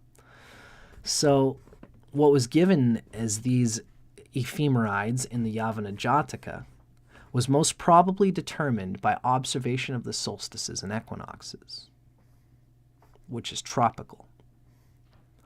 However, in the first chapter of the Yavana Jataka, they fixed the zodiac signs at the lunar mansions, Ashwini. I believe that would have been Ashwini at the time. And so thus it interprets them as sidereal. It seems to be both tropical and sidereal. So how can this contradiction be resolved? Is the text not fully consistent in itself? And do the different parts not form an original unity? Or could it be that Spujid Vaja defines the lunar mansions tropically? That would be an interesting thing. Laura Barat has been using tropical nakshatras for a while, and this is partly where her idea in exploring that has come from. It's because there was a time when ultimately that Laura accords that Aries should be at Krittika.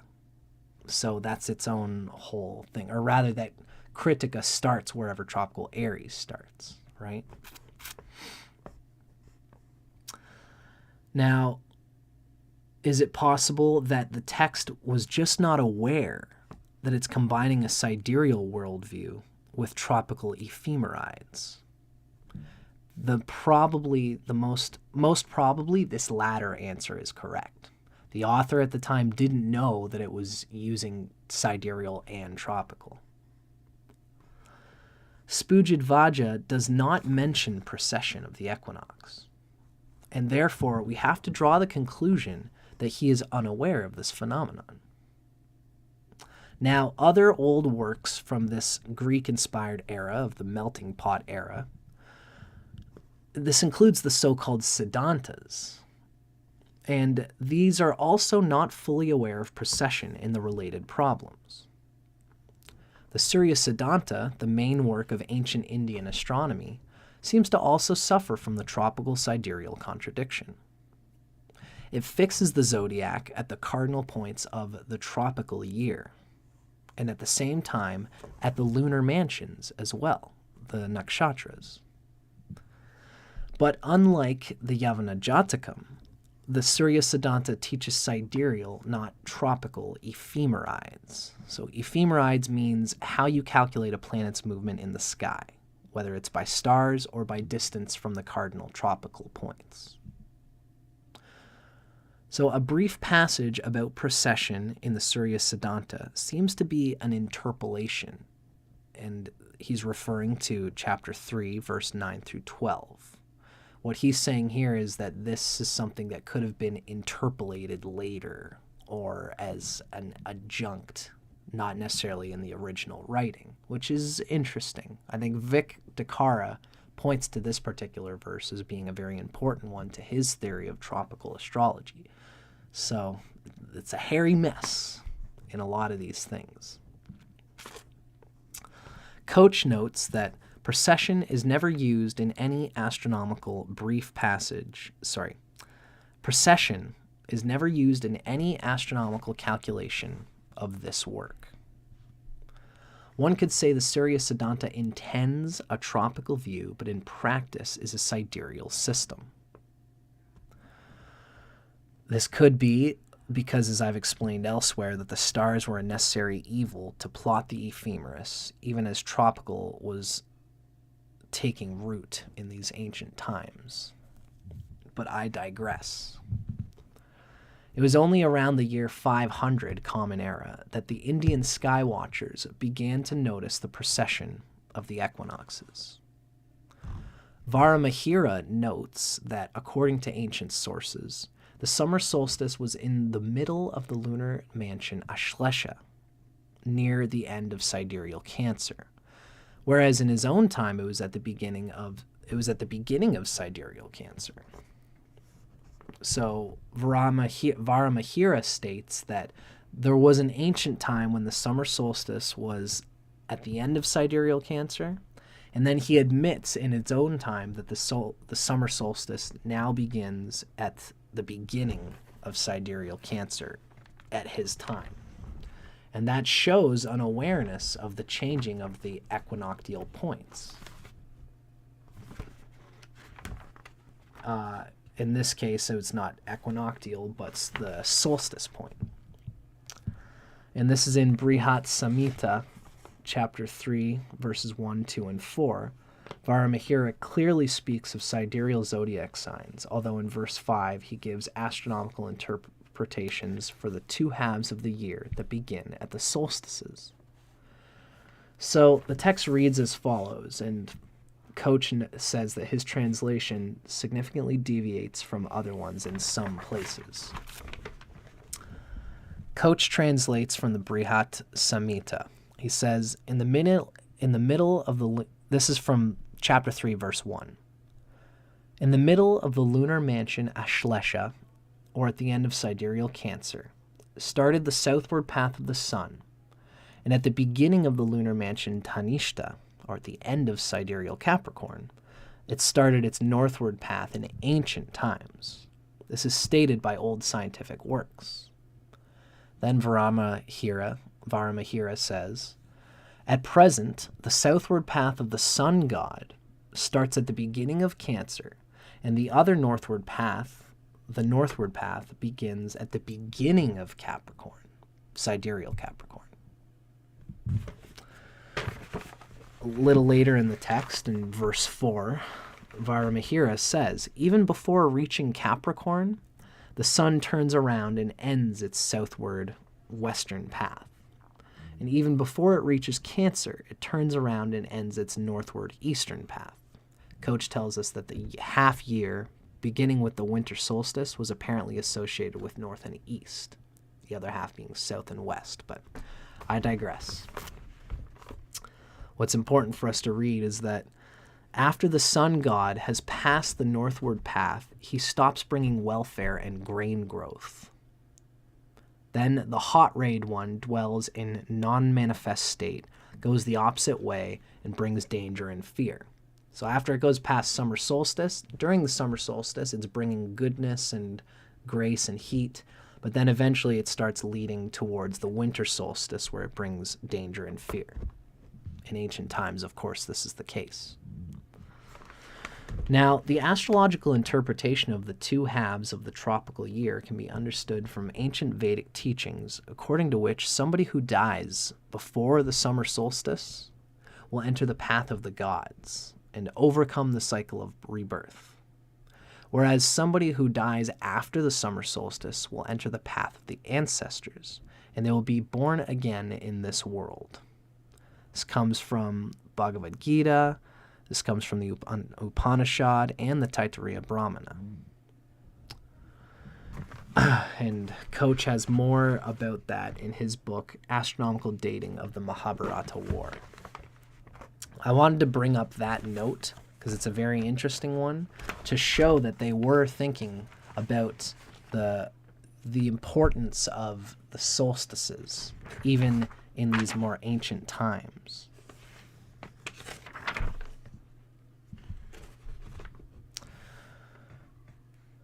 So,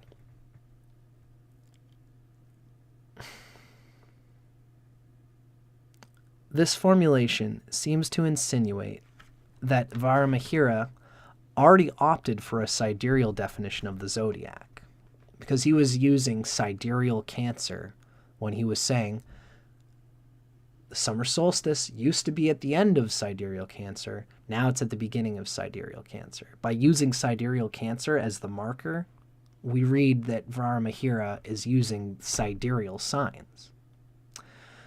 This seems to insinuate that he was opting for a sidereal definition of the zodiac. In fact, we find in this text the first timid attempt to untie the zodiac from the cardinal points of the year. Varamahira explicitly states that the summer solstice is not precisely at the beginning of Cancer, but a little bit earlier. However, he does not give any reasons why he gives preference to the sidereal zodiac. Similar to Hellenistic astrologers, Varamahira does not discuss the sidereal tropical problem. Why? Did he not know how to treat it? This is what Koch is kind of pointing at and asking.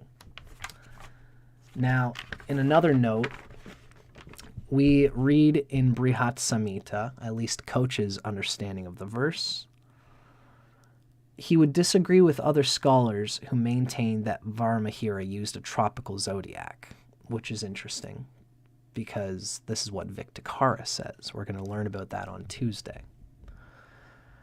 Robert Hand is someone who believes that Varamahira was a tropical astrologer, and he refers to Brihat Jatakam, where Varamahira gives ascension times of the zodiac signs that are valid only in a tropical zodiac. And that's from Robert Hand's book or article called On the Invariance of the Tropical Zodiac, which is something I'm thinking about getting into. It should be noted, however, that in Varamahira's time, the sidereal and tropical zodiacs practically coincided, so that those ascension times were valid for the sidereal zodiac in his time. Besides, even in later works of Hindu sidereal astrology, the ascendant is calculated from the tropical sun and tropical rising times of the zodiac signs and then converted to the sidereal zodiac through Ayanamsha.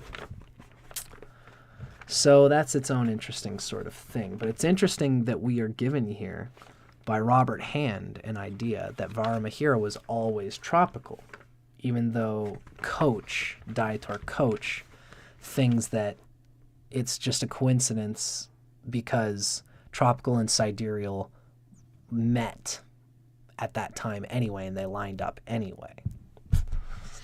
So it's hard to say. Now, Aryabhata I, Aryabhata I, who lived around 500 AD, was also aware of the precession. However, it seems that he was unable to decide whether the zodiac had to be regarded as a tropical or a sidereal thing. In the 4th chapter of his famous textbook, Aryabhata, he characterizes the signs Aries to Virgo as northern and the others as southern, and that's a statement that's correct only in the tropical zodiac. He further says that besides the sun, the moon, the planets, and the lunar nodes, the fixed stars, the Taraha, also move along the ecliptic, and this is true. Such a motion of the fixed stars only exists if the tropical zodiac is taken as the fixed reference system. Okay, got it. So the fixed stars, we're going to hear later on that the fixed stars do move, like Spica, Chitra, for example, has moved a little bit. But what Aryabhata is saying, or Aryabhata in his Aryabhata, he's saying that the fixed stars, Taraha, move along the ecliptic, which would only be true if the tropical zodiac is taken as the fixed system. If the tropical zodiac is fixed, then the stars are moving. So the thing is that the algorithms used by Aryabhata to calculate the positions of the sun, the moon, and the planets are sidereal.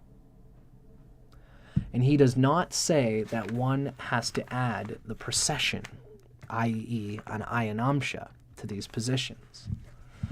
In practice, therefore, Aryabhata seems to be a siderealist.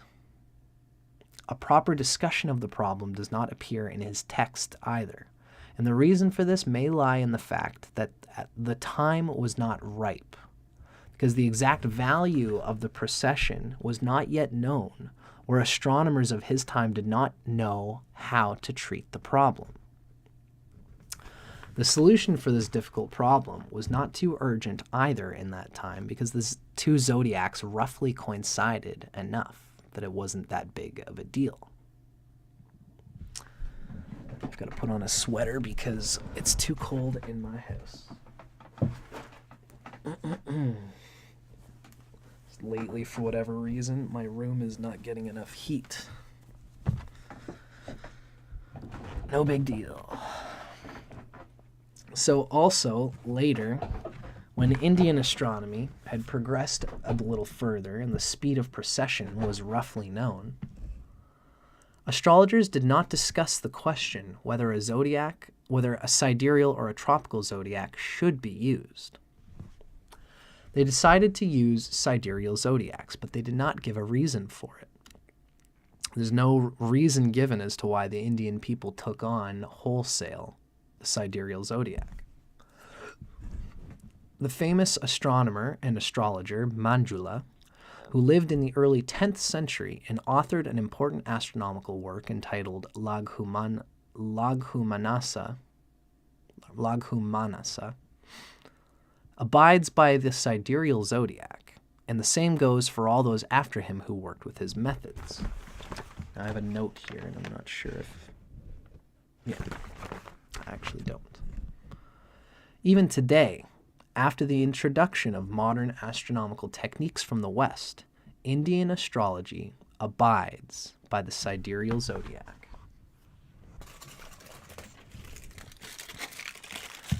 However, the question concerning the sidereal...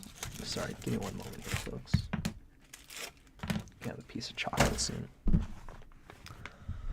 The question concerning the sidereal and the tropical zodiac did not have the same urgency in India as it had in Europe. Astronomically, the sidereal Aries point has nothing special about it. There's nothing in this area of the sky that would give it prominence over all other points on the ecliptic. not even an eye-catching bright star.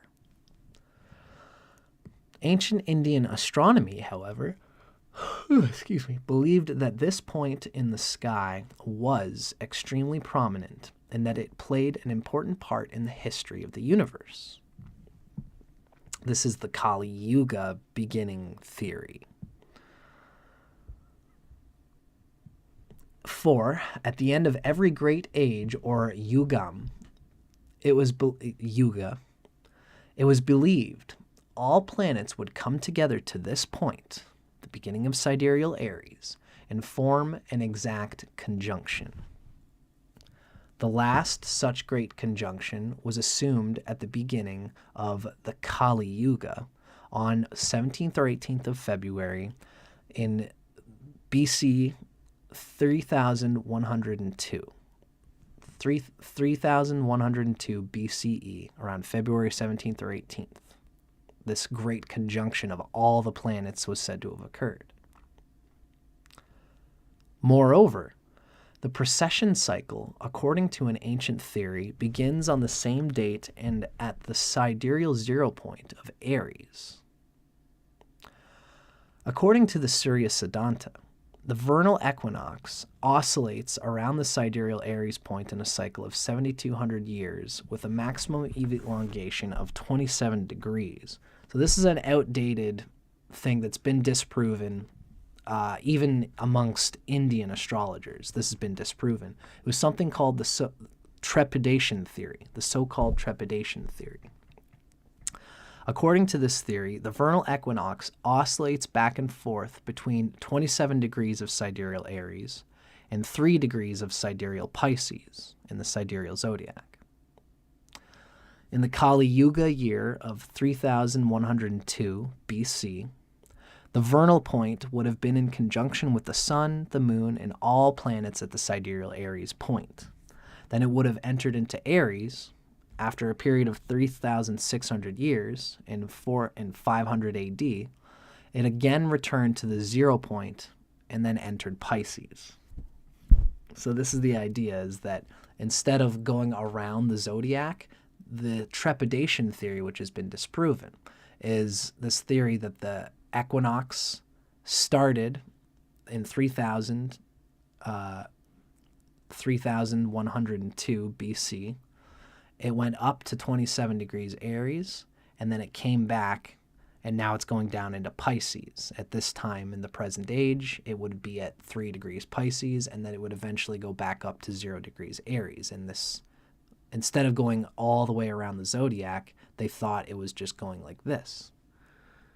Now, according to modern astronomy, these ideas based on the trepidation model of precession are wrong. There was no such great conjunction on the 17th or 18th of February, 3102 BCE. And this date has no historical significance at all, astronomically speaking.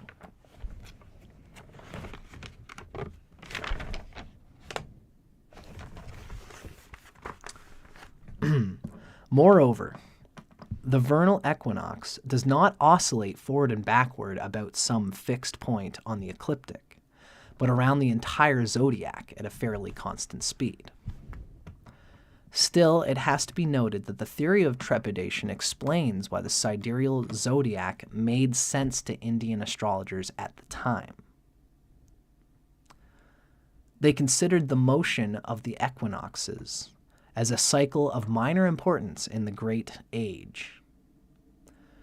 Hence, the idea of a sidereal zodiac must have been more convincing to ancient astrologers than a tropical zodiac was, and this is part of the reason why, for better or worse.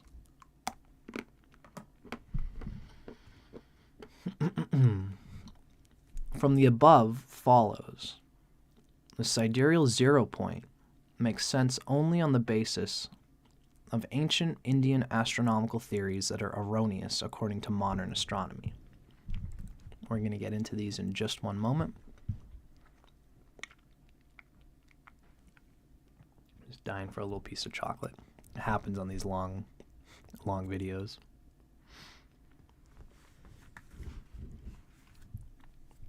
So from the above, what we've learned is that the sidereal 0 point of 0 degrees sidereal Aries, from where we know it today,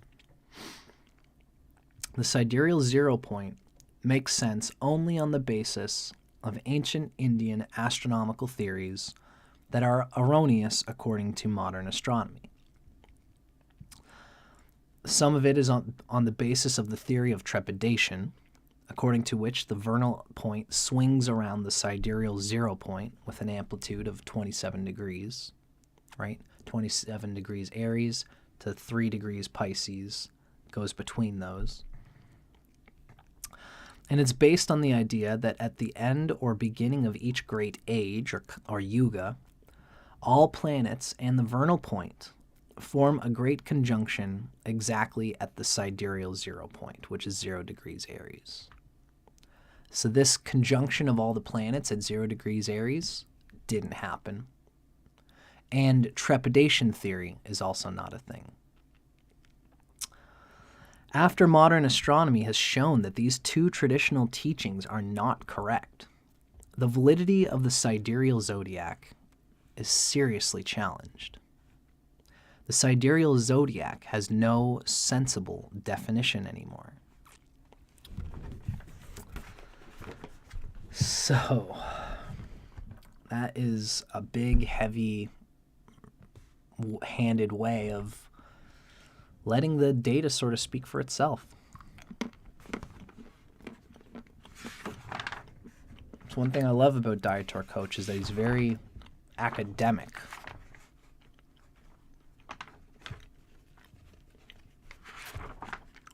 Now, if everyone's willing to hang out with me, looks like we might have about another hour and a half left in this video. I'm very thankful to everybody who's hanging out with me as usual and just listening to me go through this stuff because I love to do it.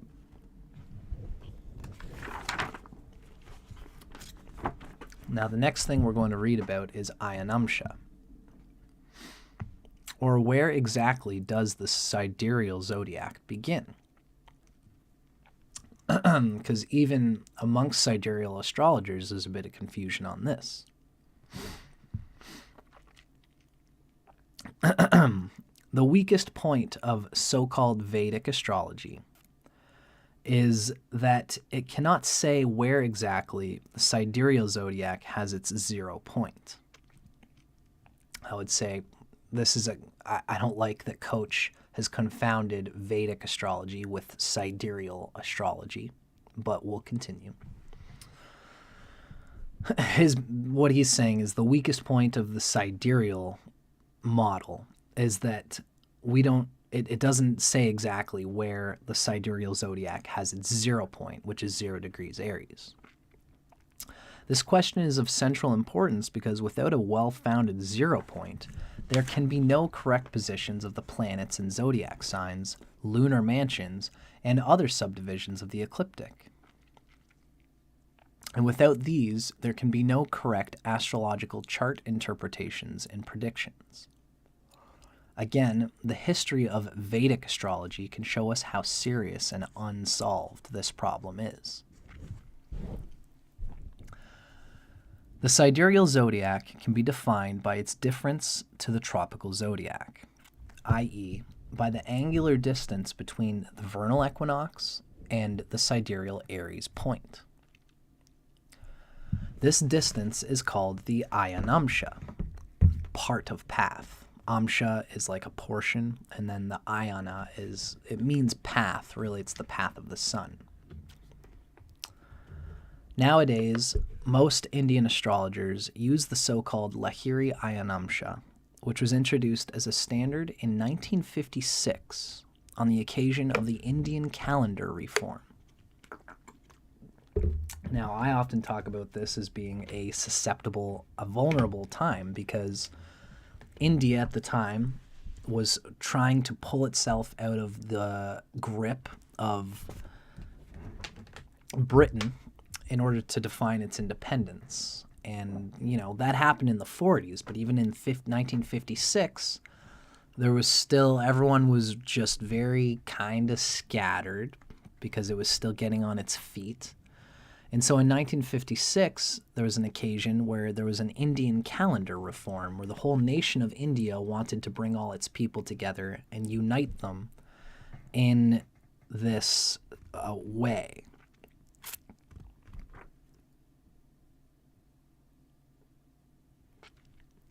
Susie's asking, we know that the Great Conjunction didn't happen back in 302 BCE because our modern ephemerides and astronomical software can calculate that. I would say that that is correct, Susie. And what I've been told is that this, what we read is that it didn't actually happen. There was no planetary conjunction of all those points at sidereal Aries. This is apparently a fabrication of the Indian people who've heard it from before, so it's understandable that they would be bringing this along. But that is the idea, is that it is kind of a fabrication that didn't actually happen. And with modern technology, modern ephemerides, we can dig back that far and see that it didn't happen. So Teresa asked, was this partly why we focus on whole sign? The Vedic people have always focused on whole sign astrology because of the house lords. And we even talk about it in this diet. Koch describes that the house lords is something that's kind of uniquely Indian. Whether it's because the Indian folks have never focused on the character of the sun signs, I wouldn't say that's the case. But ultimately, the Indian people have always been big on putting less emphasis on the sun signs than the Westerners do, and I think that's a good thing. But I digress.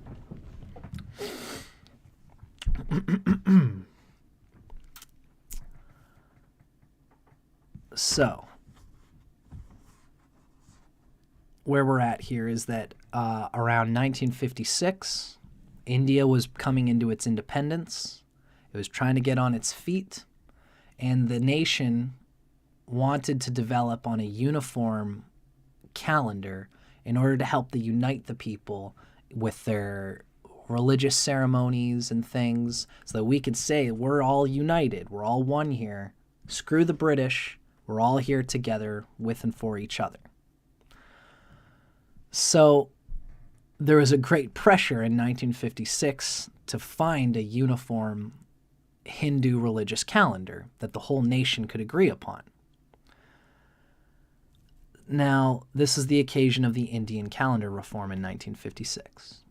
It is named after the Lahiri Ayanamsha is named after the Calcuttan astronomer and astrologer Nirmala Chandra Lahiri, who was a member of the Reform Committee. This standard is mandatory not only for astrology, but also for astronomical ephemerides and almanacs and calendars published in India. Even the almanacs, the farmers' almanacs, goes by this. The calendar is affected because the months of the Hindu calendar are bound to the sign ingresses of the sun in the sidereal zodiac. Before the reform, India had more than 30 different local calendars that used different methods to calculate the dates of important religious holidays. The new standard ensured that these holidays are celebrated on the same day in all regions of India, for better or worse. The Lahiri Ayanamsha is defined as having the initial point of sidereal Aries and the lunar mansion Ashvini to be exactly opposite the star Chitra. And that's, in the Western language, that's Spica. It's Alpha Virginis.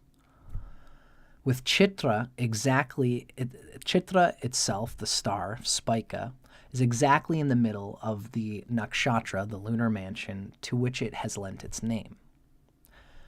So this Ayanamsha, the Lahiri Ayanamsha, had the value 0 in the year 285 after death. In this year, the sidereal Lahiri zodiac and the tropical zodiac coincided with each other.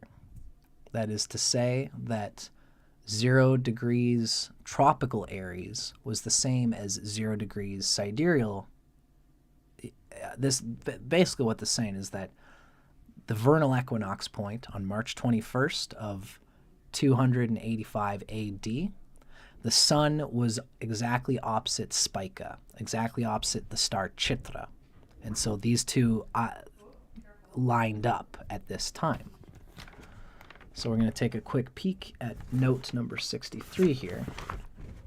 What we read is that in the year 285 Common Era, Spica transited the vernal equinox in ecliptic longitude. However, its sidereal position after Lahiri was 0 degrees 0 minutes 16 seconds of Libra. And in the year 2000, it was 29 degrees 59 minutes 3 seconds of Virgo. So what this is saying is that the star of Chitra is currently almost 1 minute of arc before the 0 point of sidereal Libra. It was at exactly 0 degrees Libra in 667 Common Era. So what this is saying is that the change in position of the star is partly due to its own motion. Fixed stars are not actually fixed, but change their position very, very slowly. Vic Dakar has talked about this in some of his videos. The actual star has been moving in its own way. I mean, when you think about it, the starlight that we're getting from the star Chitra is probably zillions of light years have passed, and years of time have passed since the light from that star has reached us, right? So due to the so-called planetary precession, which is not identical to the lunar solar precession, which is responsible for the shift of the vernal equinox, the ecliptic plane and the ecliptic coordinate system also slowly change their position over time. In 1967, Lahiri published a corrected version of the Ayanamsha in his Bengali book Panchanga Darpan, where Spica is precisely at 0 degrees Libra for the present epoch. However, the official standard, which is also used in common software, still differs by about 1 minute of arc. That's why a lot of people in the Vedic world are debating on what's the proper Ayanamsha, even amongst themselves. So that is something that is talked about. If I'm going to be mean about it, how I would say is that they're sorting through their trash. We, as tropical astrologers, we know that this whole Ayanamsha thing is silly anyway, but amongst those who have practiced the Ayanamsha, even they are still trying to figure it out. That's basically what's kind of going on here. So, where did this sidereal zodiac that was fixed at the star Spica originate? Let's dig into that a little bit. This is the Lahiri Ayanamsha that's used. The idea is that 0 degrees sidereal Libra is aligned with Spica. In ancient Indian sources, unfortunately, of course, it is not clearly attested. The fundamental work of ancient Indian astronomy, the Surya Siddhanta, unfortunately makes contradictory statements about the starting point of the zodiac. While it assumes the star Spica at 0 degrees Libra, sidereal Libra, the position it gives for other stars are in blatant contradiction. And elsewhere, it even seems to assume the starting point of all planetary cycles and the origin of the zodiac at the star Revati, which is now known, I believe, as Gamma Piscium. So it's somewhere in sidereal Pisces. This, thereby, indicates a difference from the Lahiri zodiac by almost 4 degrees. In other words, the sidereal positions of the planets in a natal chart have an uncertainty of several degrees. Hence, it is not without reason that the introduction of the Lahiri standard has led to bitter quarrels in the world of Indian sidereal astrology. For Vedic astrology, with its high claims of accuracy, an inaccuracy of this dimension is obviously intolerable. So when and by whom was the Lahiri zodiac invented? It seems that Lahiri was inspired by the astronomy historian S.B. Dikshit, who in the late 19th century wrote an important book on the history of Indian astronomy. Dikshit came to the conclusion that, given the prominence that Vedic religion gave to the cardinal points of the tropical year, the Indian calendar should be reformed and should no longer be based on the sidereal, but on the tropical zodiac. This is what Dikshit said. However, if such a reform could not be brought about due to rigid conservatism of temporary Vedic culture, one should choose the Ayanamsha in such a way that the sidereal 0 point was in opposition to Spica, because this would be in accordance with the zodiac of the 16th century astronomer Ganesha Daivagnya.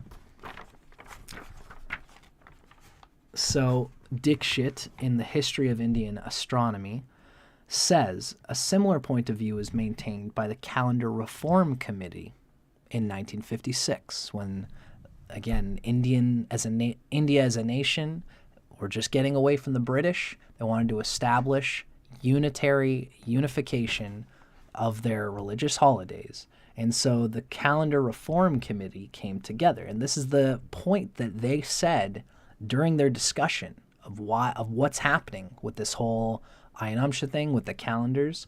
They said when somebody recommended the Lahiri Ayanamsha, this is what they said, is that this recommendation is to be regarded only as a measure of compromise, so that we avoid a violent break with the established customs.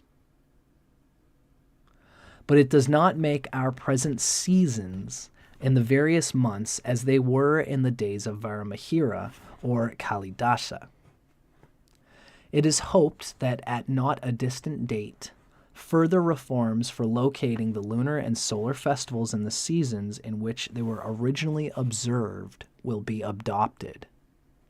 This comes from the Calendar Reform Committee report, page 5.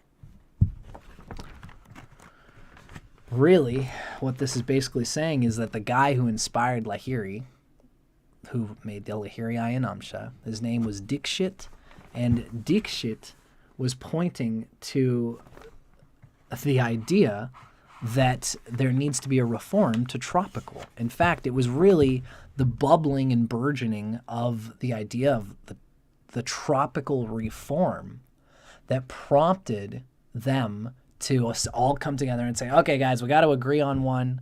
Let's pick Lahiri Ayanamsha. And nobody wanted to do it during this committee, as we've kind of read. They said we have to do it because people are going to be pissed if the Vedic astrologers who have been working for thousands of years have to change their calendar. It's never going to work. The conservatism of the Vedic culture at the time is never going to allow that to happen, because they'd all look like they'd be egg on their face, you know? So they said that's going to cause some violent, crazy things, just like Dietor Koch has experienced with his article. The committee didn't want to have to deal with that. So what they did was they used a compromise and tried to put it so that they used the Lahiri Ayanamsha, which was that the star sidereal Libra lined up with Spica, which it was in long ago, although the seasons wouldn't be the same as it was back then, but we have to do this to compromise. This is what happened. This is why that date was chosen and why everyone still uses the sidereal zodiac in the Lahiri Ayanamsha in India in today's time. Hey, Porter. Nice to see you here.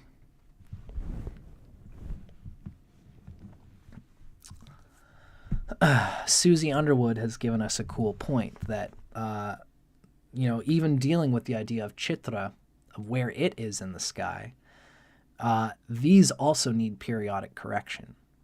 We probably shouldn't just call them fixed stars. You're right, Susie. The stars are fixed compared to the movement of the vernal equinox,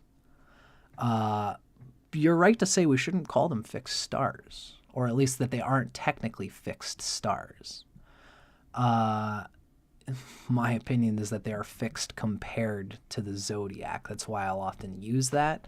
But it's one of those caveats that you are right to say. And Vic Takara talks about this. If you look at some of his videos on the Nakshatras, he talks about how the stars have moved. So it's not an unknown thing in the world of at least tropical Vedic astrologers. But it's a good point, Susie. Thank you for bringing it up.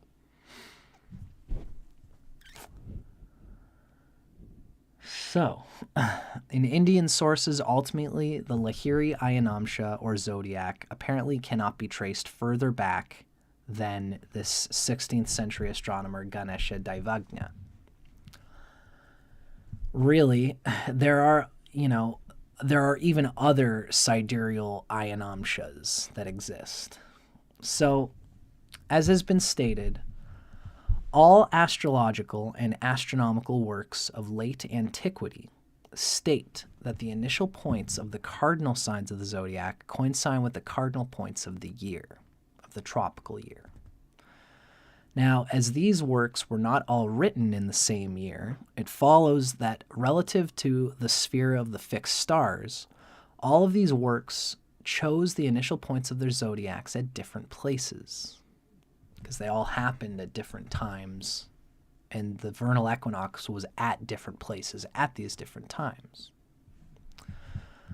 That's why even just put the Lahiri Ayanamsha, which puts sidereal Libra at Spica, is even a sketchy thing. Moreover, it has been stated that the most ancient Indian textbook of horoscopy, the Yavanajjatakam, teaches that the zodiac is fixed at the cardinal points of the year, and that at the same time also at the lunar mansions, the Nakshatras. It seems to be both tropical and sidereal in this way. Now, the Yavanajjatakam was probably written in the 2nd century Common Era. Its zodiac should therefore differ from the Lahiri zodiac by up to 2 degrees, from the Surya-Siddhanta zodiac by even 4 or 5 degrees.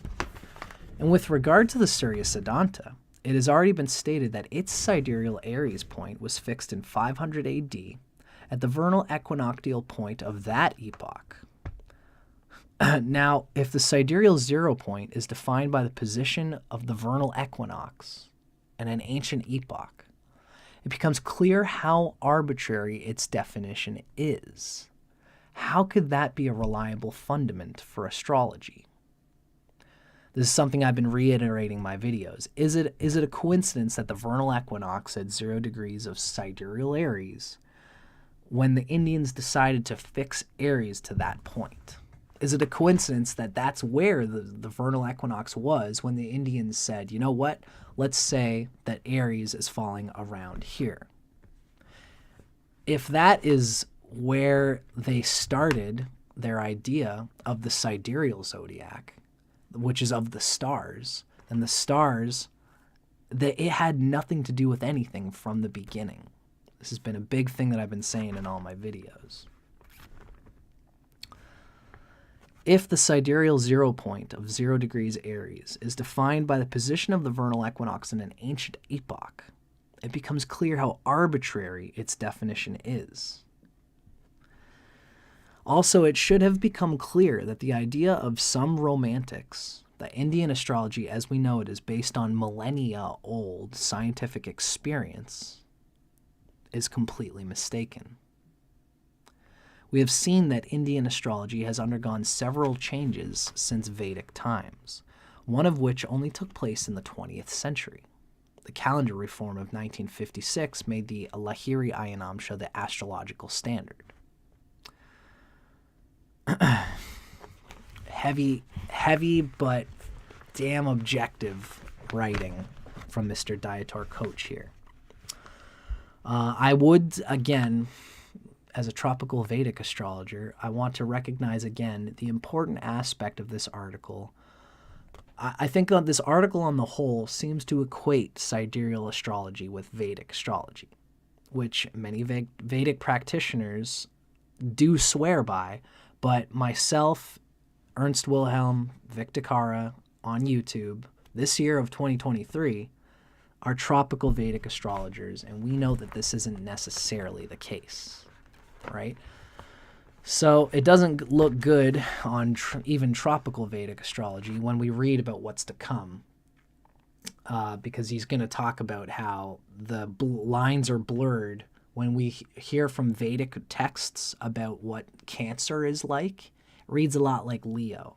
When we read in Vedic texts of Vedic astrology about what Scorpio's like, it reads a lot like Sagittarius. There's a line blurring there that does dirty up Indian, Hindu astrology's, Vedic astrology's idea of the zodiac signs. But we have to do a little bit of surgery these days as tropical Vedic astrologers. Get the pure lines of what the original inherent idea of the zodiac signs was supposed to be, and keep those in a pure state and integrate them with all the other things that we use as Vedic astrologers, including the dashas, including yogas, including house lords, the 144 yogas, planetary house lord yogas of, let's say the 5th lord is in the 11th house. All that stuff is still beautiful stuff that the Western world ought to hear about, in my opinion. We have to take the good of all that and combine it with the pure essence of what the tropical signs were supposed to be.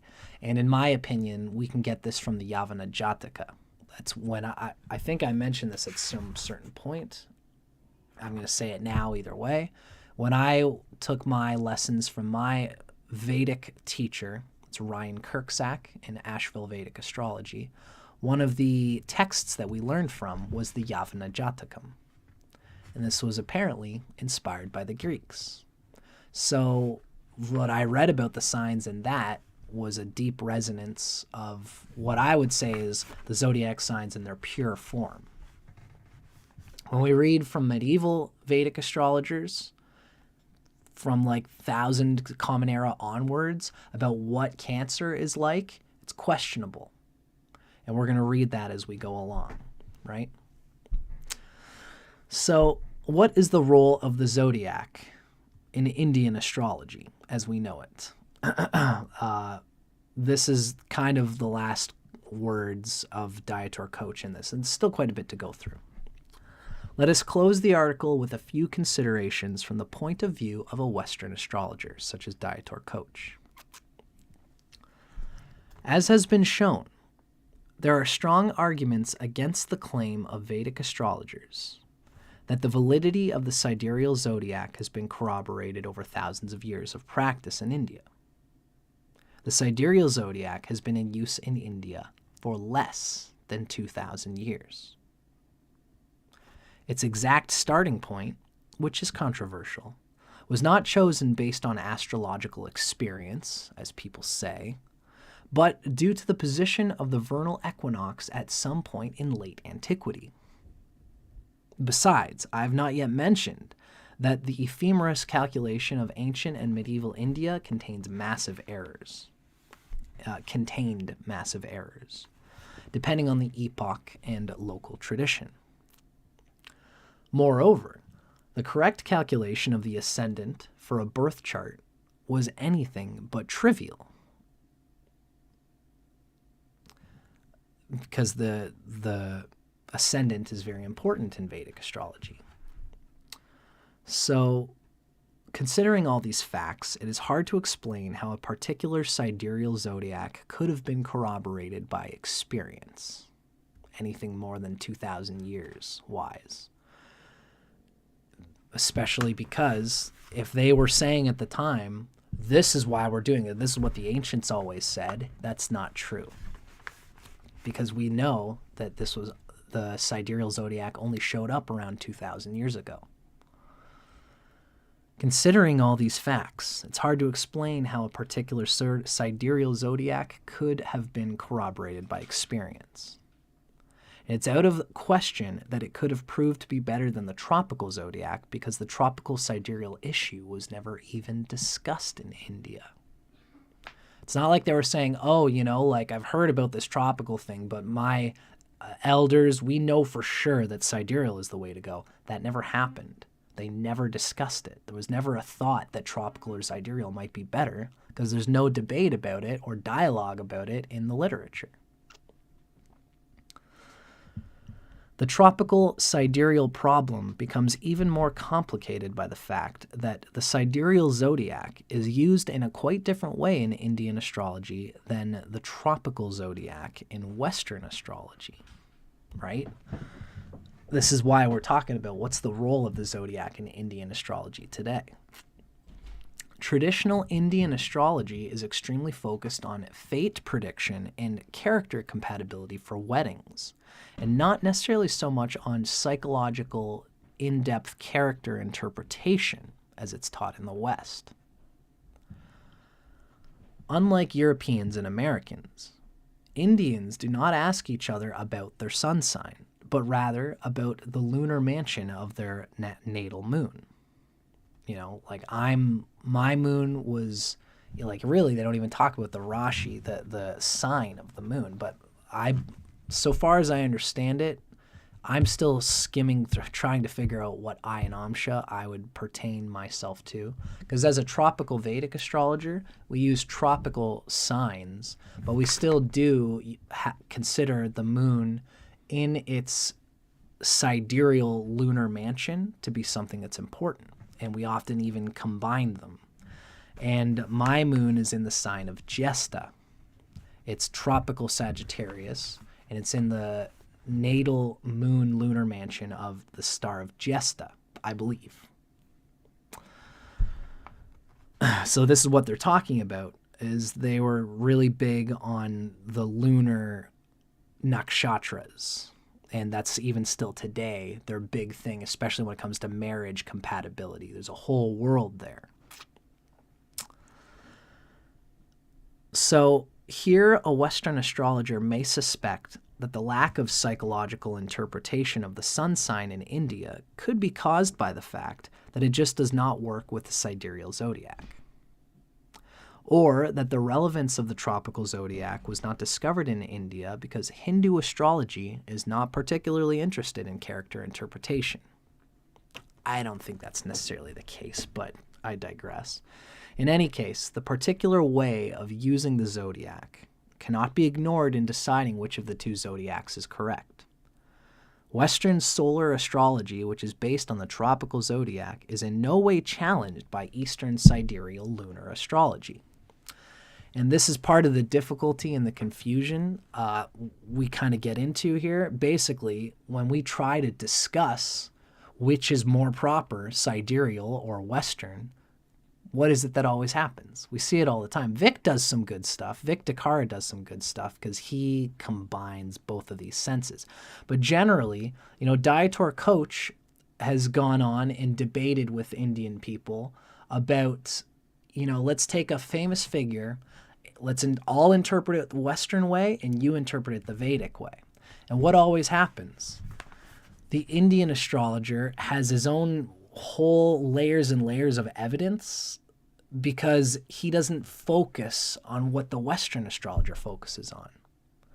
The Western astrologer says, look at the star sign, it's Aries. This type of person would not do this kind of thing if they were a Taurus. They have to be an Aries. And then the Indian person would say, yeah, but look at the fact that the fifth lord is correlated in the ninth house. It's exalted in this sign, which means he has fifth house power.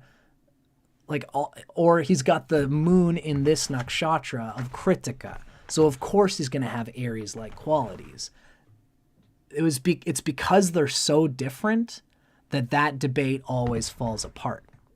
And this is what Dietor Koch is going to be talking about here. Very instructive is Raphael Gil Brand's investigation in his plea for the sidereal zodiac, where he examines which of the two zodiac fits with some birth charts of famous personalities. Now, Gilbrand opts for the sidereal zodiac, and his argumentation seems somehow stringent. However, Dieter Koch says, I notice that he does not have his focus on the interpretation of the zodiacal signs, but rather the astrological dignities. It's really showing the strength of a planet in a sign is its dignity, right? However, I noticed that, So, Gilbrand does not have his focus on the signs, but on astrological dignities. On the other hand, when I look at the sun signs that Gilbrand uses, I would prefer the tropical zodiac with each of Gilbrand's examples.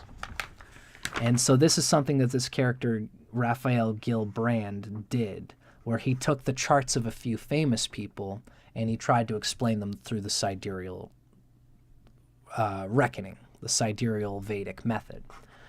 And Dieter Koch often disagrees with a lot of them. For example, Dieter Koch says, in my opinion, Muhammad Ali's ascendant in sidereal Cancer is not as convincing as the ascendant in tropical Leo. I am the greatest. That's Muhammad Ali. For the father of psychoanalysis, Sigmund Freud, I would clearly prefer an ascendant in tropical Scorpio and the sun in tropical Taurus over a sidereal Libra ascendant and Aries sun. With Hitler, the tropical Taurus sun, territorial thinking and nationalism, holds at least as good as a sidereal Aries sun. With Bill Gates and his Microsoft monster, I would also rather opt for a sun in tropical Scorpio rather than in sidereal Libra.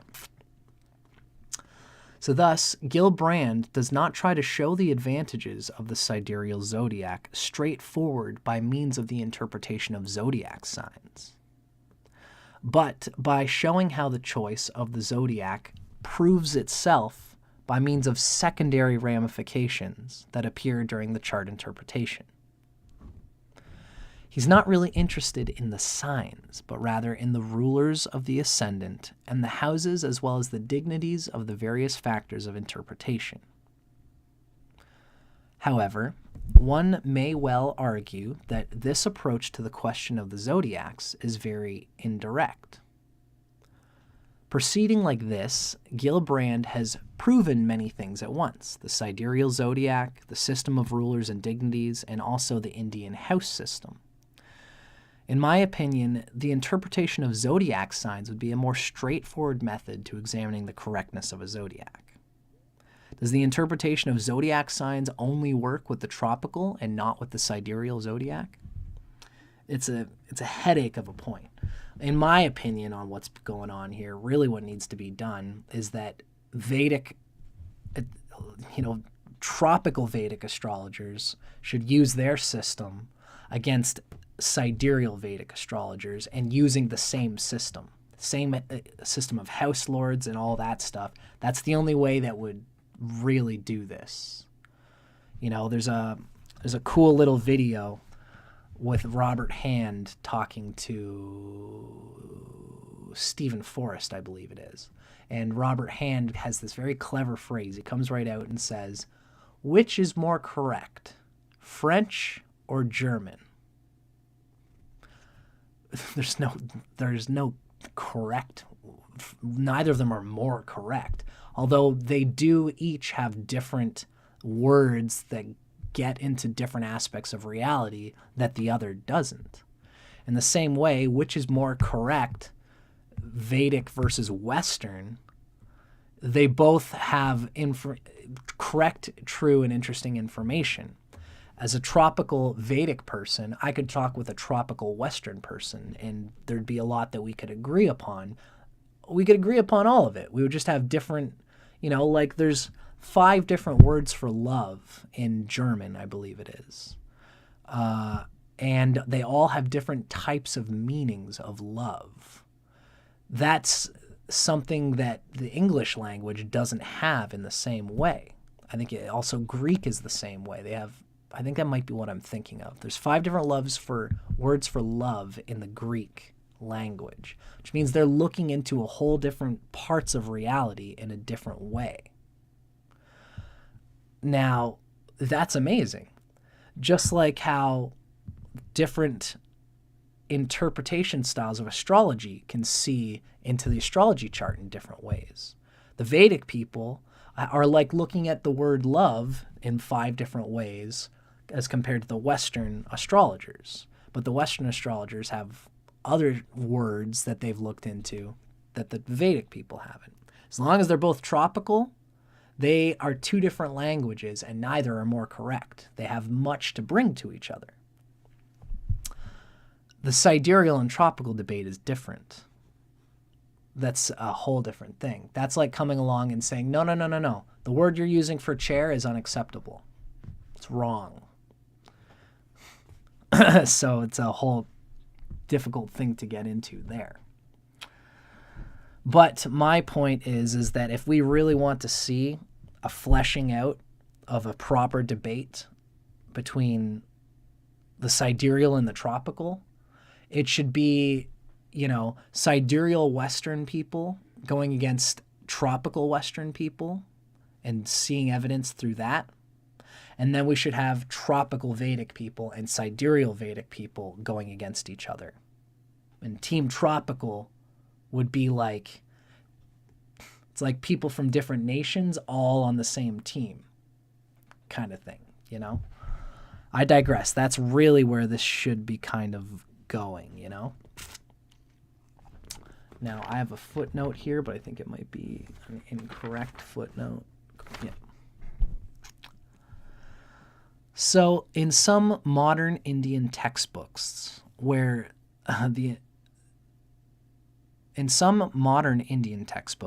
the interpretation of zodiac signs is really hardly treated at all, obviously because it is not given any importance. However, where it is treated, we will find that it massively differs from Western interpretation. A little guessing game may illustrate this difference. I quote the description of a zodiac sign from a modern Indian textbook, and the reader may try to guess which sign it is. I choose the book Fundamentals of Astrology by Ramakrishna Bhatt, 20th century, a very distinguished Indian astrologer and scholar. The description reads, now we're playing a guessing game here, ladies and gentlemen. If you guys like, we can do this, and if you're watching live, you can see if you can guess it. But I'm probably just gonna roll through it because we only got so many people with us today. So what is the zodiac sign we're talking about here? The native will be intelligent, virtuous, will command his relatives, be proud, troubled by fire and wind, talkative, of strong body, with a few children, will have connections with many women, will be an astrologer, prompt, happy, of low income, learned, having secret sons, knower of many languages, always in company, and receiving wealth from a king. What zodiac sign do you think that this siderealist is talking about? Not a joke. This is Bhatt's complete description of the ascendant in the sidereal sign of Cancer.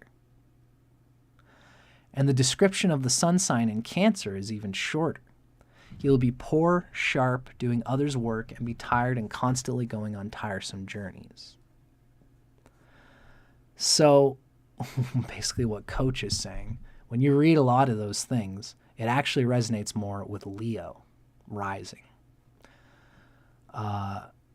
So the briefness and disorder in the text are symptomatic of the low importance that is given to the interpretation of zodiac signs in India. Also, it is striking how much such descriptions differ from the Western understanding of the tropical sign of Cancer. Other descriptions of zodiac signs, which are closer Western ones, can be found.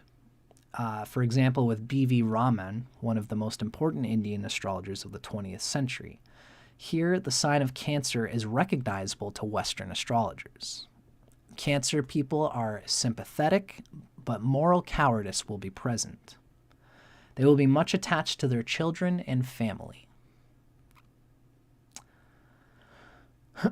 This description may have been influenced by ancient Indian texts or by modern Western astrology.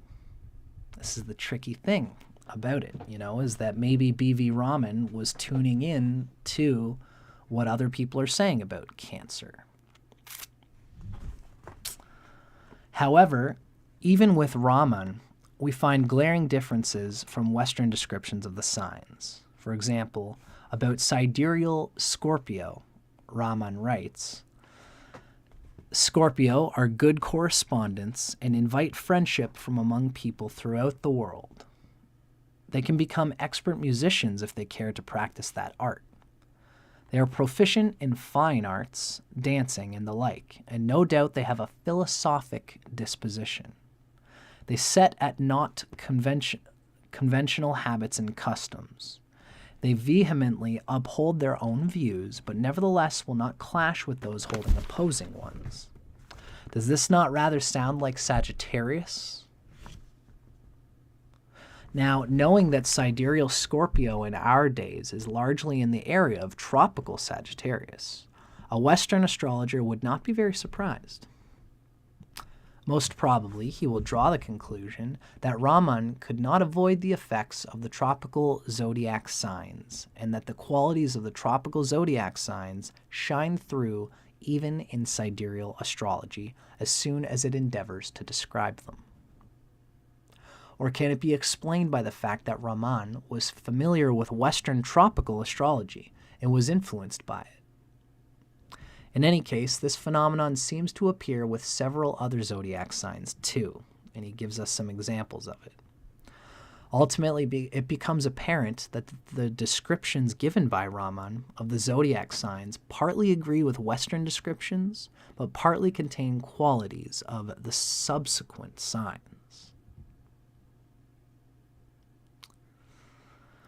It seems as if, with the advance of precession, the sidereal signs changed their meaning in accordance with the tropical signs that were in the same area of sky.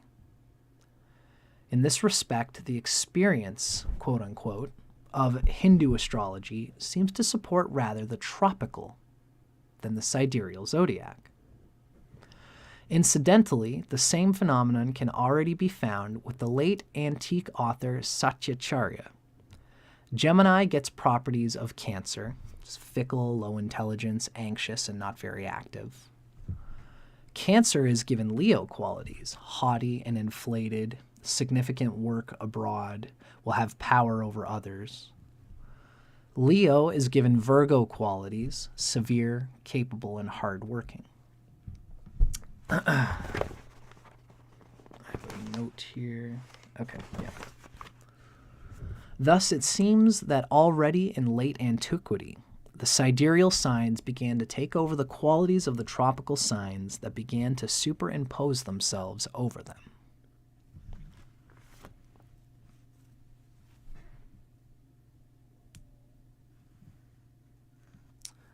Susie says she agrees it would be interesting to read charts using Western techniques from both tropical and sidereal zodiacs. Now, Teresa's asked, would you maybe do Marianne Williamson's chart? She may run for president on third party. Her birth time is correct on Astrodiense. She's a Gemini rising, Mars and Scorpio, 6th house. I might do that, Teresa, just since you asked, but I've got a lot on the docket right now, so we'll have to see how that goes. But always feel free to ask, Teresa. Eventually, I'm going to be doing charts of people. I'm just doing a lot of fundamental groundwork right now, so that when I start to do such things, people will see where I'm coming from. Right? So stay tuned, because eventually I'm going to be doing charts of people. And again, it's one of those things. The more people ask me to do certain charts while I'm live, the more I'll be inclined to do them, you know?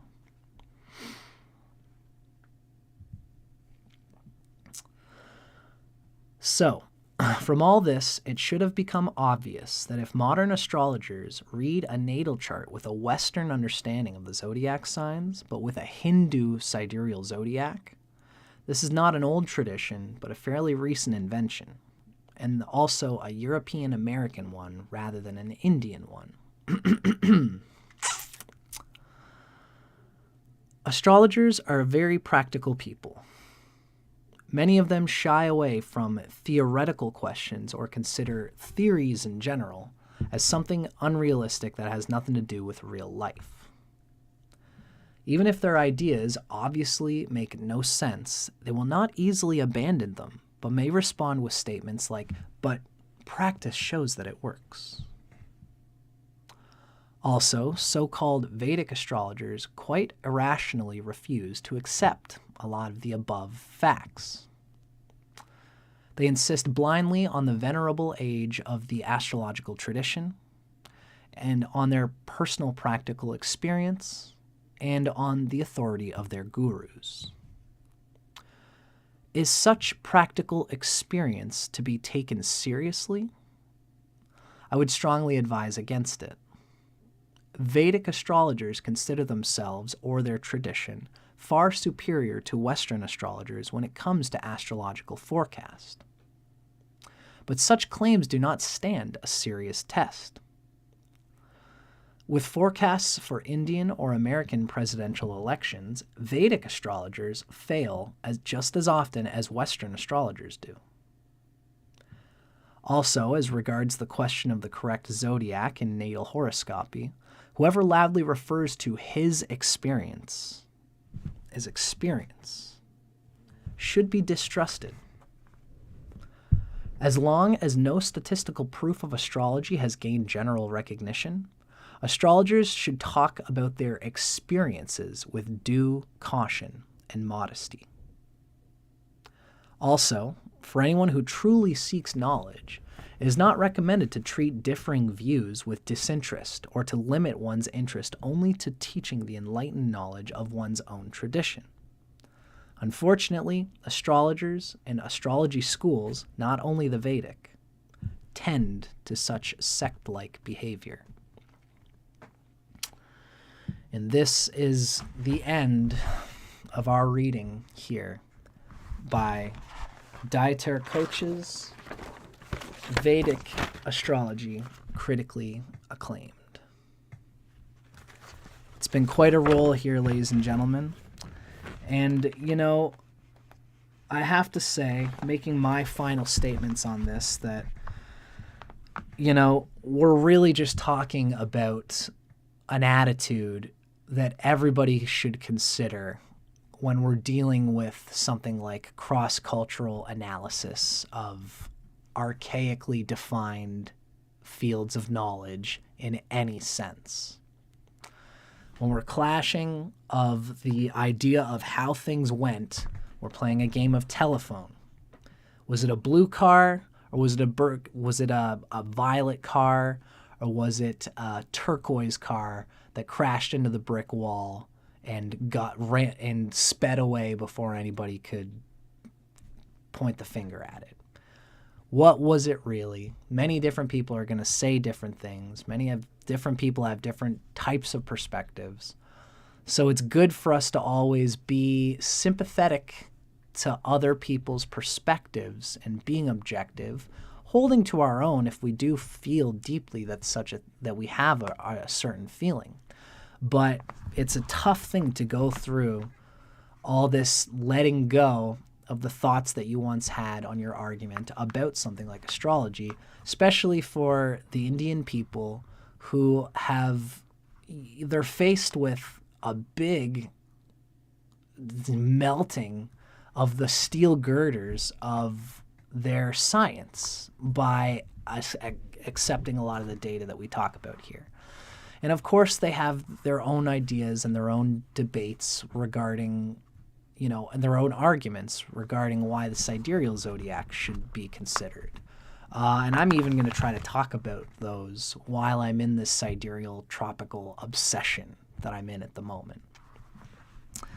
Ultimately, it's a tricky thing to talk about generally. But I agree with Dr. Koch that having an insistence on bringing yourself back a little bit and being open to the objectivity of your own tradition is something that is good for everybody to do, so that we don't get locked into this closed circuit that the problem has been shown with the guru-disciple relationship, where we're only referring back to my guru who said this, that his guru said this, that his guru said this, and no one ever questions the validity of the logic, even if a clever student claims that this logic goes against the highest authority, which is the original Vedas, which in my opinion also talks about tropical astrology in this way.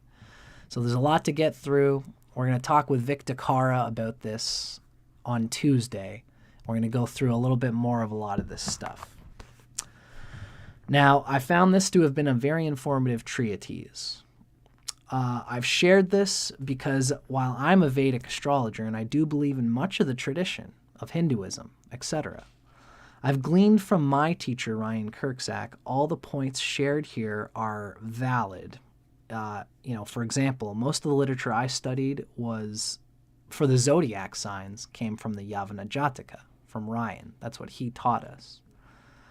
And we've learned that these are Greek in origin, for example. So as astrologers of all sorts, we would all do well to be objective about the sticky nature of traditionalism and how it can taint scripture over time, as we've seen through this article.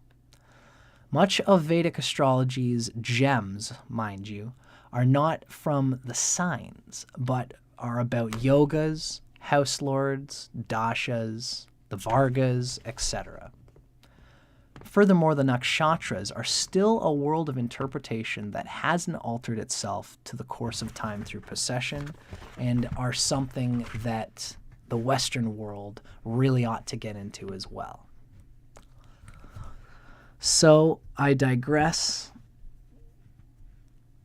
Carl Jung's thoughts on astrology is it's valid science, but it didn't come out in mainstream. If he was more vocal about it, the churches could not have deduced astrology to entertainment. Teresa's got a cool point.